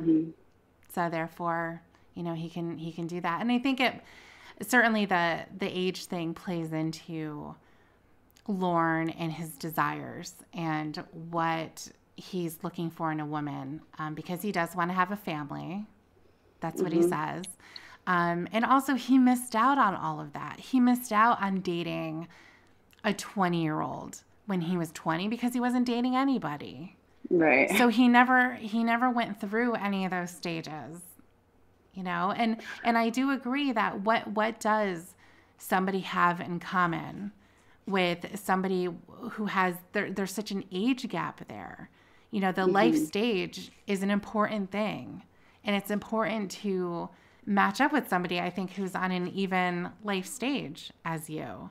Now, age isn't always, you know, the top of the list of things to look at with somebody's relationship, because you can find an exception to every rule as long as that person is legal. And I think above also a certain age, not just because they're 18, but because there's something there. I mean, didn't Robert De Niro just have a baby with a 29-year-old and he's like 80? I didn't know that. Yeah, I think he just had a baby, and I think Al Pacino may have just had a baby. And those are old guys too. You know, certainly older than Lorne. Older than Lorne, yeah. And their girlfriends are as old as somebody that Lorne would be interested in. So now obviously we're dealing with celebrity and there's questions that come with that, like what would her intentions be maybe. Right. But, you know, it's an interesting idea, you know, when looking at those types of relationships. And, you know, certainly the type of relationship that Lorne is looking at and fantasizing about, he's not interested. Now, I know that he did meet somebody who was, in her 60s that went to go meet him, and he wasn't interested, even though she would have been. He pawned her off on Roy. She's too old for him. Absolutely. Someone who is age appropriate. I mean, a little bit older than Lorne. Sure. But still, he can't be picky. He needs to get over that. You just take what you can get, Lorne. And he wants to date a 24-year-old girl, but he wants her to act like a 60-year-old lady. Now, what gives you that idea? Well, he wants to sit around and watch Little House on the Prairie in the trailer and go to yard sales and play cards. Right? And go for a walk around the mall. That's a fancy day. And go out for lunch to Wits End. That's the local restaurant in Cornville, Maine. That's Lauren's idea of a good life and a relationship. And sure, maybe there are some women who would find that appealing. But if you're going to find an incredibly beautiful 24-year-old girl, I'm pretty sure she's going to want to, like, I don't know, party, go to clubs, do stuff the young girls do when they're young and pretty and just want to have fun. So that, and have no friends. Have no friends. Those girls are not allowed to have a social life or a friend group. No. He wants them to be a 25-year-old little granny knitting in the trailer while Little House on the Prairie plays on a loop on the DVD player. And be happy about it as well. Be happy about what he has, which is nothing. Nothing, yeah. We've all seen photos of that trailer in the state that it's in right now. It's uninhabitable. And, you know, you're moving into a place. Okay, just imagine this. you are 24 years old and you're moving into a place that is about to fall down, essentially. I mean, let's just be honest. This thing is just about to fall down. It's barely finished. There's holes in the floor, in the ceiling. The additions that he has put on this master bedroom and master bathroom, they're not even done. You know, the landscaping is a giant mess. He has built things on it that have fallen down, like that carport, if you want to call it that. Oh my God. It's, awful. It's no longer standing. I mean, you're moving into a place that also doesn't have cable television. And the internet may or may not be allowed. Right. Right.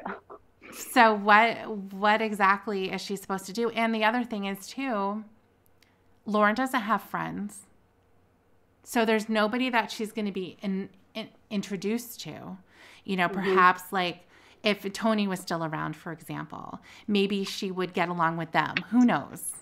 Right. You know, but that's also a stretch. I mean, it might be fun to be there and make fun of Lorne because it sounds like that's what they used to do. But who is she supposed to talk to? His mother? Yes. They have to be best friends. They have to be best friends, yeah. She's not allowed to go to bars. He can't go.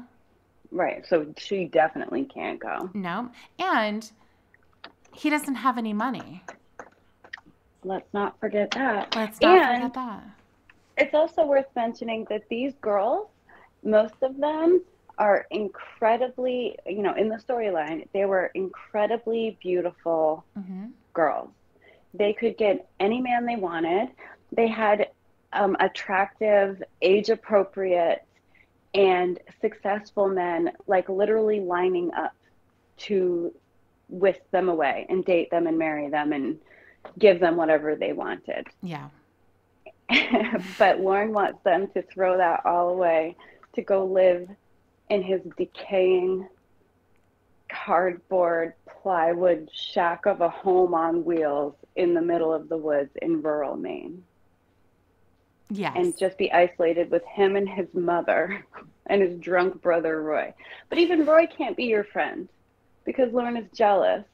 Oh, yeah. Of any attention given to his alcoholic, homeless brother. Oh, my God. Could you imagine? Imagine the jealousy if she liked hanging out with Roy. Because Roy seems like he has at least a personality. You know, he seems goofy, I guess. He seems like he likes to joke around. He seems like, I don't know, that he would just be funny, I guess, to observe. Where Lorne is just boring. Boring and just awful in every way. He annoying and clingy and stupid and yes, boring. Absolutely. He's gonna bore you to literal death with the sheetrock talk. That's all he has to talk about is sheetrock. And you remember during the Zoom call, you guys have probably seen it, the infamous Zoom call with Lorne talking to two of his girlfriends. Do you remember what he did to impress the girls? He wanted to show them something funny. Watch this, girls. He took a laser pen thing, a laser pointer, and pointed it at the floor so his cat would chase it. That's what Lorne does to amuse himself. I mean, that's life with Lorne. That's life with Lorne. And then also you can hear it when he's describing a date. What he would like to do. He wants to play Twister for a couple of hours. He wants to dance and do yoga and take showers, make food at home or possibly go out. But the thing is, it all comes down to that he doesn't have money. He doesn't have the money to do anything, really. And he doesn't have the imagination or the knowledge. Correct. He's never done anything. So he can't say, like, it would never occur to him, like, let's drive to the coast. It'll be like a 2 hour drive or so, but let's drive to the coast and let's go out on, the ferry and go to this island for the day. Or let's go for a hike on this mountain. Or, I mean, he knows about Mount Katahdin, Right. which every single child in Maine knows about that mountain. But there's so many things he could do. And his world is so tiny. It's just Skowhegan and Cornville, the tiny little rural town that he lives in, and his mother, his brother Roy, and like that's it. His plan was to go to like 2 or 3 movies in one day at a movie theater. He just wants to watch fucking TV all day and night. Yeah. We're gonna go to the movie theater and then we're gonna come home and watch Three's Company. He just doesn't. He's never done anything. Like he's never had like a real group of friends who were like, hey, let's go camping this weekend. Yeah. Or let's go fishing this weekend or anything like that. And he's even admitted that. That's what they would do is they'd get drunk. They'd go to the bar and they'd get drunk. Or they'd go to Tony's trailer and get drunk there. So that's what Lorne is offering you. That's your life. And if you said, hey, Lorne, I want to go camping next week, and he'd say, we live in the woods. We practically live in a camp, which is true. That is true. Yeah, he'd be right about that. Just walk outside, go in the back in the trees. I mean, that trailer is like camping. Yes. Like camping in some shitty rundown little like log cabin or something. Yeah, it just happens to have running water. Yes. That's really the upgrade, I guess, from going to a campground. Yeah, he's just such a fascinating person. The delusion, his ability to lie to himself is very interesting. The lack of self-awareness. It's hard to believe that he's a real person. And some people have said that. They're like, no way, Lorne's going along with this shit. Nobody's that dumb. I assure you, he is that dumb. He is. Yeah, I've gone back and forth on my own as well. Not that he's not that dumb, but does he really truly believe what's going on here? Or is it that he talks himself into the scenarios to go along with them so that they keep going? And we've heard many times over calls where mistakes are made and he will call people out, or he'll say something, I hope you're not recording me. Because he's very aware that those things happen, and it's very likely that it happens.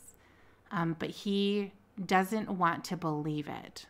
There's something in him that makes the continuation of the conversation and to have these people continue to contact him and he contacts them, it's worth it to him for that chance that somehow it's going to end up not being exactly what it is, where he ends up being let down again. I think it's the just in case. He's going to keep this going just in case. Could be true, could be real. This girl could really be a 24-year-old, drop dead, gorgeous person, and she might just come up and live with me. I could really be talking to the actress who helped get me arrested, but she's pretty hot. So, I'm going to keep going with it. Yeah. But you're right. He definitely sees the red flags. He sees these things. He will talk himself out of it.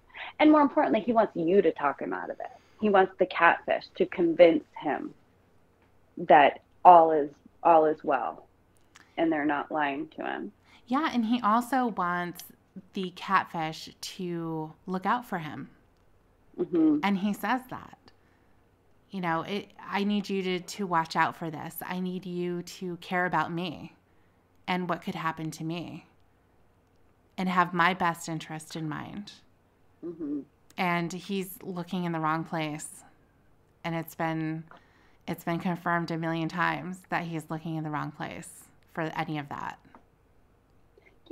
Which is why it is so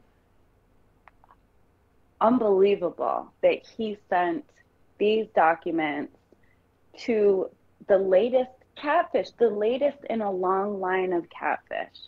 You'd think that he would have learned by this point not to share private documents, not to share private stuff, because it's going to get out there. Mm-hmm. There's only one reason why anybody would want to see your assignments from your sex offender class.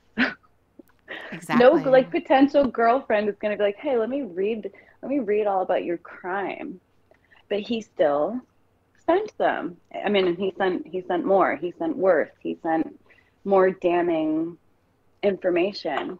But it's the same, like his bank account information, he's so eager to share that with somebody. Yeah. Even after he's been lied to, recorded, catfished, all of it for years and years now. When did the catfishing start? Ramona started, what, 2016?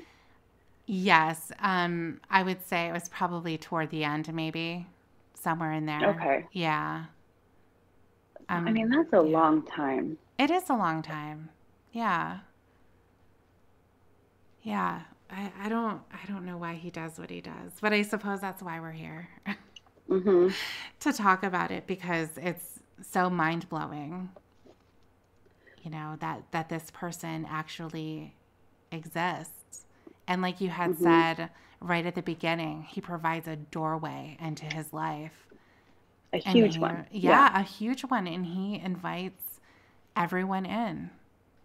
You know, he invites everyone in.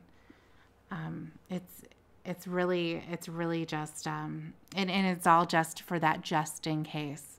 And that's what Kayla was as well. Mm-hmm. He saw the red flags there too.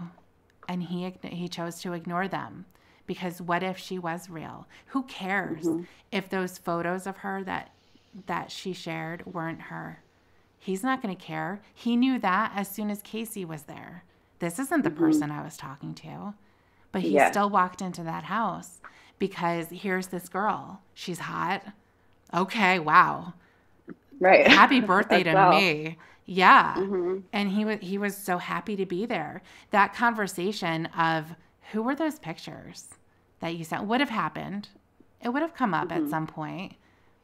But he was so happy that she was there and that this is Kayla. This is the person that I was chatting to. Obviously it is, because she knows who I am. She invited me in. Mm-hmm. And so that means that everything that we've talked about for this past month has been her. This hot girl sitting across from me on the edge of the chair. That's her. I know. It's remarkable. And he even admitted that in his class, and that this is all a just in case. Because one of his classmates had a situation with a girlfriend, and he was thinking about moving out of state to be with this girlfriend or something. And people were telling him why it was a bad idea. If I remember correctly, people were telling him why it was a bad idea to move for this woman. And somebody said, yeah, but if they don't, they could be missing out on the best thing that's ever happened to him. And Lorne was so excited by that. Remember, he said, bingo, right there. That's it. So he proved, like, yes, there are all these red flags. There are all these things that could go wrong. I could go move out to California, and Casey, the actress, isn't really there. It's not real. She doesn't want me. Yeah. But if I don't do it, I could be missing out on my only chance to have a woman, an actual real life woman. But it's amazing the things he will risk for that. Exactly. And in this case, it's like public humiliation, repeated public humiliation. But I don't think he's embarrassed by it. He has like a gift for I mean, a normal person to catch a predator would be it. That would be enough. That would be the most life-changing, humiliating, shameful thing. I think most people could never recover from that. Agreed. But Lorne picks right back up. He sends pictures of his dick. He sends pictures of all kinds of body parts that don't need to be shared, and all kinds of just, he puts the most humiliating stuff out there. It all gets shared over and over again. And there are pictures of him with a giant dildo in his mouth, and all of it, he pushes it to the side and he says, well, those people are fucked up. Those people who shared that, those people are fucked up. That's exactly it. That's exactly it. He's not embarrassed because it's not his fault. It's not his fault that those things were shared or put online or any of that. It's not his. He just trusted somebody. Exactly. He's just too trusting. And people take advantage of that trust. Definitely. And, you know, we've said it before, like, fool me once, shame on you. Maybe you give him a break the first time he's fooled, but he has been fooled 13 times in a row. At this point, it's shame on you, Lorne. Yeah, and it continues. It continues to this day. We're just not aware of it yet. I'm sure there's something. Yes. You know, there's always something.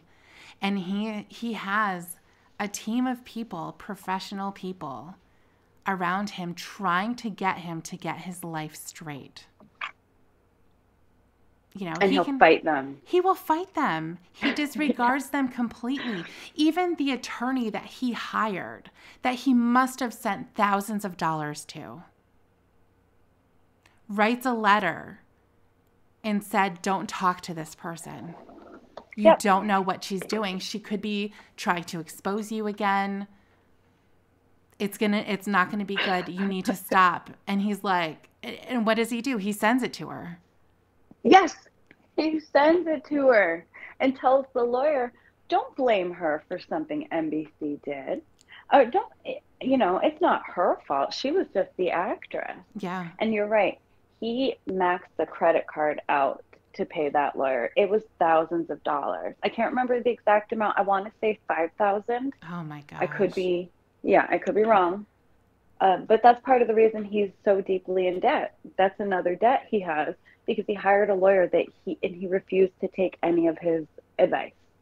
The most common sense of advice too, that he could have gotten for free from everyone in his life. Everyone would say, you're falling for the Casey thing again? Yes. What is this, number 3? Number 4? That is not her. Right. It will never be her. It will never be her. Exactly. Yeah, he doesn't listen to anybody. It is mind-blowing because he's been told to not talk to people who contact him at all. Don't talk to them at all, Lorne. He's been told by his family. He's been told by Tony and Wendy. I'm sure that conversation happened. He's been told by Catfish themselves. Absolutely. Okay? Yeah. He's been told by Judge Woodcock, who had some amazing words for him. Amazing words of wisdom for Lorne to just stop it and move on with your life. That's, that's what he said. Just stop it. You're not going to win. Whatever shenanigans you're doing, it's not working out in your favor. Just knock it off. Don't go on the internet. Don't talk to people from the internet. Have it be done and over with. He's been told by probation. He's been told by his class. He's been told by his counselor/therapist to knock it off. And he will not knock it off.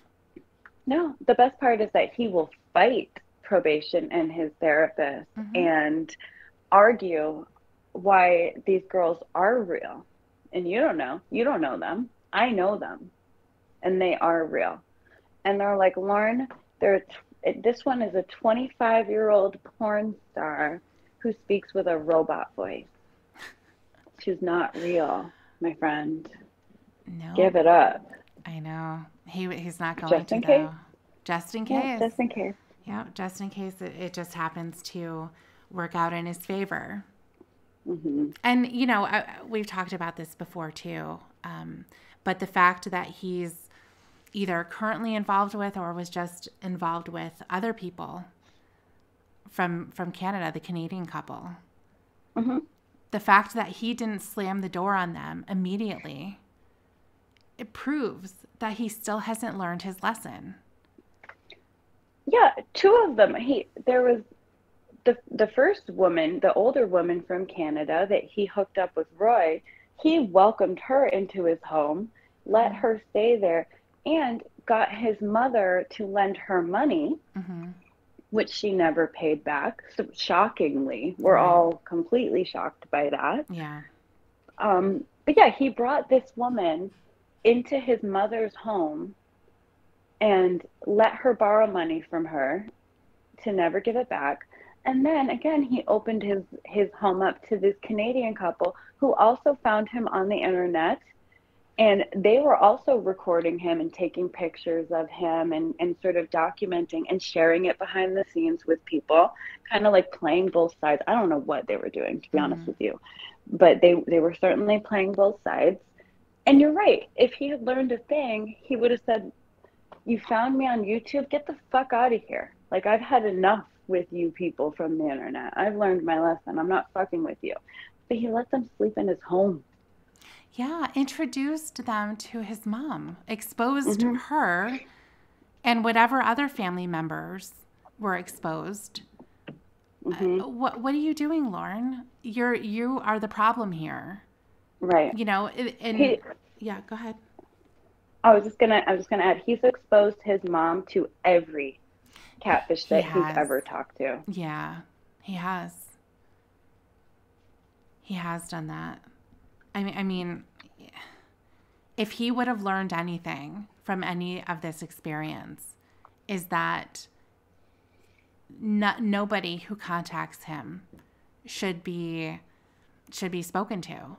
No one should be responded to. It doesn't matter what their intentions are. There could be someone out there who legitimately feels sorry for him and wants to reach out and be his friend and kind of guide him through this and hopefully be the one who's going to be able to make a difference. But with him and the way that he is, if he were going to be smart, he wouldn't respond to them either. And he would have to take that just in case off of the table and say it doesn't exist. I have to look out for my own best interest here. I'm being made a fool of constantly.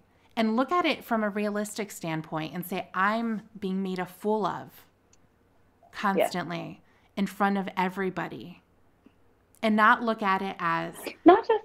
Go ahead. No, go ahead. I'm sorry. Please continue. Well, I was going to say, and not look at it as I'm a victim here.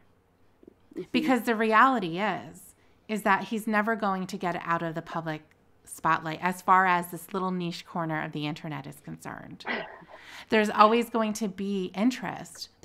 Even when people move away and start to talk about other things, and you know, there's always going to be an interest from someone else coming. It's kind of like shark's teeth. You know, one falls out, another one is right behind it. You know, it's going to be right there. And they're going to have this renewed interest. And you see it all the time with people who come into the Lorne community, that at the very beginning, there's such interest and enthusiasm to talk about this because it's shocking that this person exists. And it's shocking that there's so much material about them specifically, and none of it looks good. None of it. No. So, yeah. So he's not going to get away from people sending him dildos in the mail or sending him postcards or birthday cards or whatever they want. He's not going to be able to get away from that. And he's not going to get away from people calling his places of work, contacting his family, finding out whatever phone number or email he has or anything. That is always going to happen because that is the nature of the position that he's in. You know, in the people who are interested in coming up with either content or just out of interest to themselves You know, like, oh, this is funny. I want to send this to Lorne. Or this is funny. I'm going to send him a letter and pretend that I'm somebody who came across his music on YouTube, and whatever kind of story that they want to say, which I think the most common one is, wow, those people aren't nice to you. Mm-hmm. I'm so sorry, Lorne, that you've been going through this for so many years. And instead of looking at that and just throwing it in the trash, or not even opening it, or just ignoring it and moving on, he'll respond to it. The fact that he will respond to it even one more time is one more time too many. You know, the thing, even if he doesn't respond to it immediately, he will keep it for a just in case. Oh, yeah. There was a conversation. I hope it's been put out there, but I don't know if it has, but oh well. He was talking with Casey, with the newest Casey, and he mentioned something like, I got a letter from a girl, and it's a real one. It's not a catfish, because she used her real name and address. And if you're going to keep treating me like this, then I'll just call her, or something to that extent. And even Casey said, I mean, go ahead. It's probably not a catfish. Stupid. What are you doing? Yeah. And he said, well, no. Catfish don't usually use their real name. How do you know it's her real name, stupid? You don't. It's just another letter writer. It's all the same. So he had been holding on to that letter. He probably still has it. Oh, yeah. Has her phone number for a backup, for a just in case. Well, maybe it's her real name because she said it's her real name. Yeah. Well, he is very trusting. Yeah. My name is blank. By the way, this is my real name. And he's like, oh, yep, she's telling the truth. I mean, I think she did. It was one of those letters where, I really like your singing. I think you're really cute. Oh, no. I think people are mean to you. I think we'd be good friends. We have the same interests. I like to work out. She described what she looks like. Sure. Might have sent a picture. Okay. All the same old bullshit. And he held on to that letter. I think Casey said, why do you have it? Why do you still have it there, Lorne? Just in case. Just in case. Yeah. Wow. So we should call Lorne. We should call him Justin. Call him Justin. Yeah. Actually, that would be an interesting name for a character, just in case. Oh, it would. Okay, anybody catfishing Lorne currently? Exactly. Yes, please. Take that advice. Just use that. Exactly. Yeah. We did have a Justine, but... Well, I mean... that was a nothing. Yeah, exactly. Let's just skip it. But anyway, yeah, exactly. So now we do have other assignments that we're going to be covering. This wasn't the end. The next time we are going to be covering some letters that he had to write as part of his assignments. So he had to write a letter to himself. He had to write a letter to those who hurt him. And then he had to write a letter to his victim, Kayla. Now, Kayla was the only one included. He did not write letters to Molly or Melissa. It was just to Kayla. But I think, once again, they will be very telling of Lorne's level of culpability that he feels that he has, which is basically nothing. It's everyone else's fault. Yeah. Yeah. Same old, same old. So I'm sure it'll be super infuriating to read. It will be. It will be. But we're going to do it. Oh, yeah, definitely. I'm down. We're going to do it. I'm just saying, I'm probably going to yell. That's okay. That's okay. And get mad. That's okay. I wanted to mention, so there's one assignment that we unfortunately didn't get to read or witness. And I wish we could have seen it. But in the sex offender class, the members of the class would have other members role play their abuse or their offense. Yes. So there were two people in Lorne's class, one who played Lorne and one who played Kayla, and they role played the situation. And Lorne had to like write, you know, answer questions about the role play afterwards. Like, how did you feel about, you know, while you were watching them role play? And I think his answer was like, I felt like an idiot or felt like a fool or something. Well, if you want to, I think about that. If we want to hang on a second, I could probably bring it up here because I do have it labeled as something that we wanted to talk about. So if you just want to bear with me for just a second. Sure. I think about that day in class all the time and how much I would have paid to have a peek, you know, to be watching through the keyhole in the door. Oh my gosh. And watch Lorne have to sit there with his chin touching his chest, just like at the Sting House when Chris Hansen walked in and he said, I didn't want her to get in trouble by her parents. You know, that shameful look on his face. I love that. I imagine him sitting there, me too, in rape class with his chin down, all embarrassed, you know, ashamed, watching his classmate talk about Mr. Penis. And what was he thinking about when he was thinking about Mr. Penis? What was he thinking? Yeah, we love that. So let's see if I can get this together. Okay, so I do have it up here. So we have victim role plays. So let's see. Before the role plays, decide which person you victimized will be in the role play. So of course you put Kayla. Who should play the role of the person who you victimized? Greg, step up to the front of the class. You're going to be Kayla today. And then who's going to play you? And he said Randy. Oh, Randy's like, oh, fuck. I wonder if they, for this role play, first of all, I want to know the content of it. And I want to know the content of it. Did they pick something out of the chat log? They would have to, right? Or maybe... Yes, because I mean that's like when the grooming started and Lorne exposing himself to her naked. That's kind of like when it started, right? I mean, because they could have reenacted the sting, I guess. Oh my God! What if they did? Wow, so many questions. I know. Yes, that. I'm so sad that we'll never know. Oh, jeez.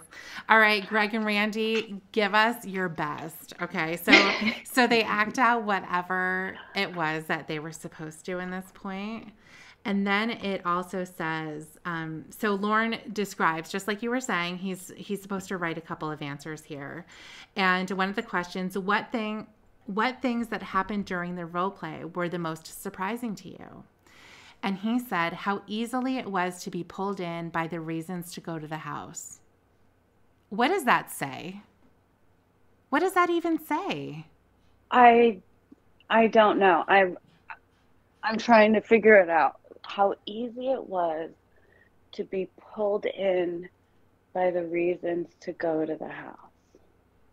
I think he's trying to say, I knew the reasons not to go to the house, and so I wasn't going to do it. Mm-hmm. But then I was pulled in by the reasons to go. I don't even know.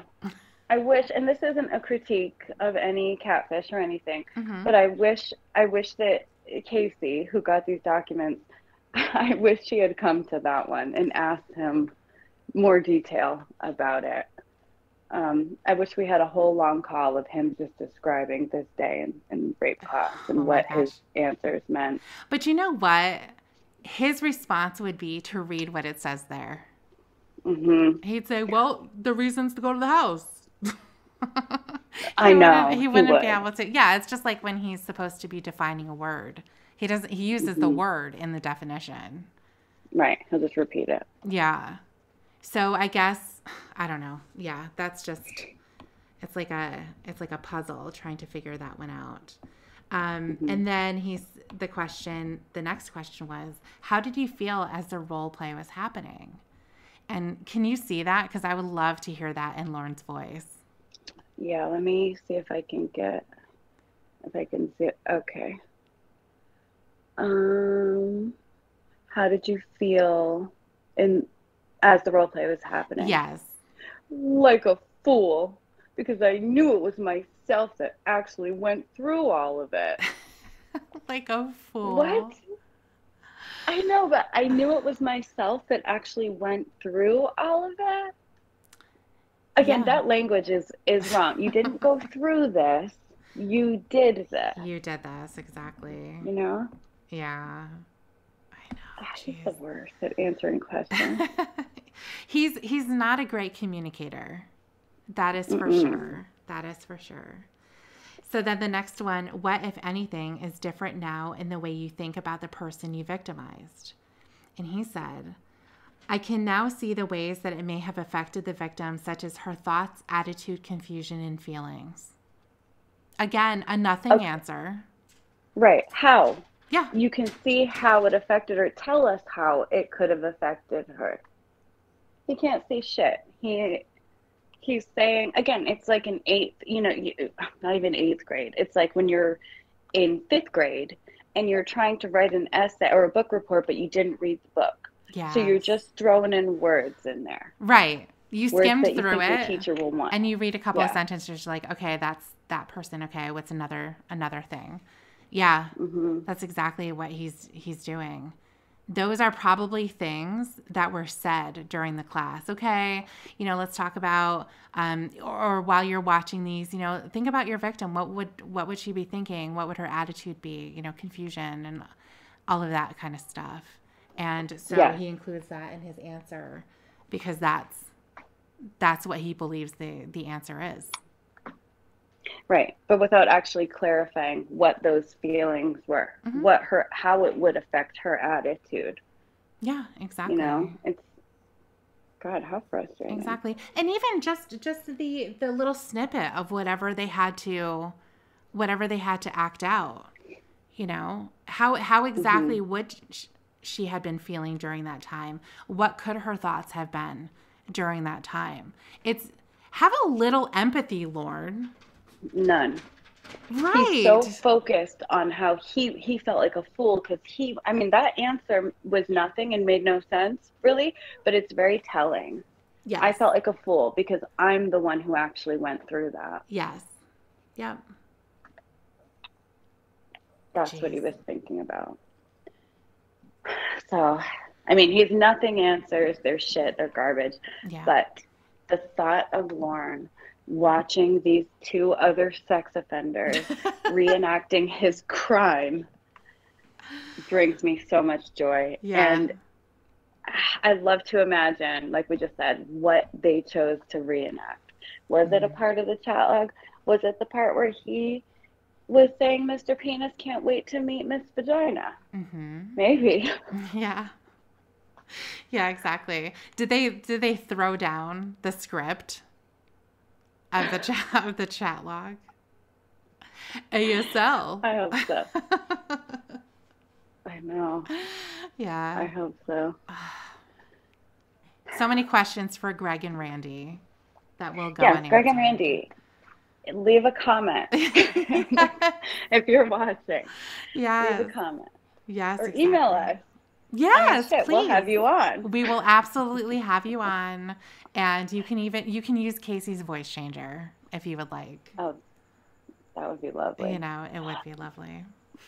That's another. If anybody is if there's anybody watching who happens to be in contact with Lauren, first of all, please tell us. We can keep a secret. We just want to know. Yeah, we just want to know. That's it. We're nosy. Yes, Okay, we're right. But nosy.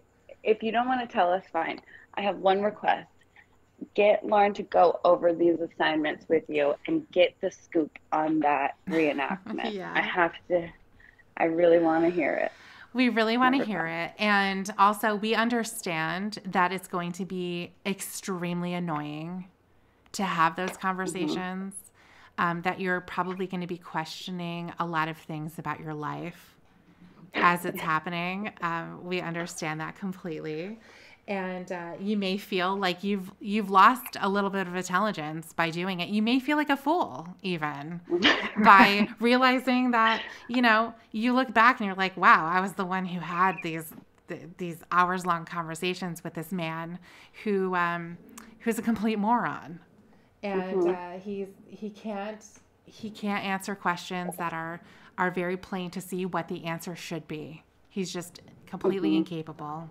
And so we understand. My dog understands too. She's very upset and she's growling right now.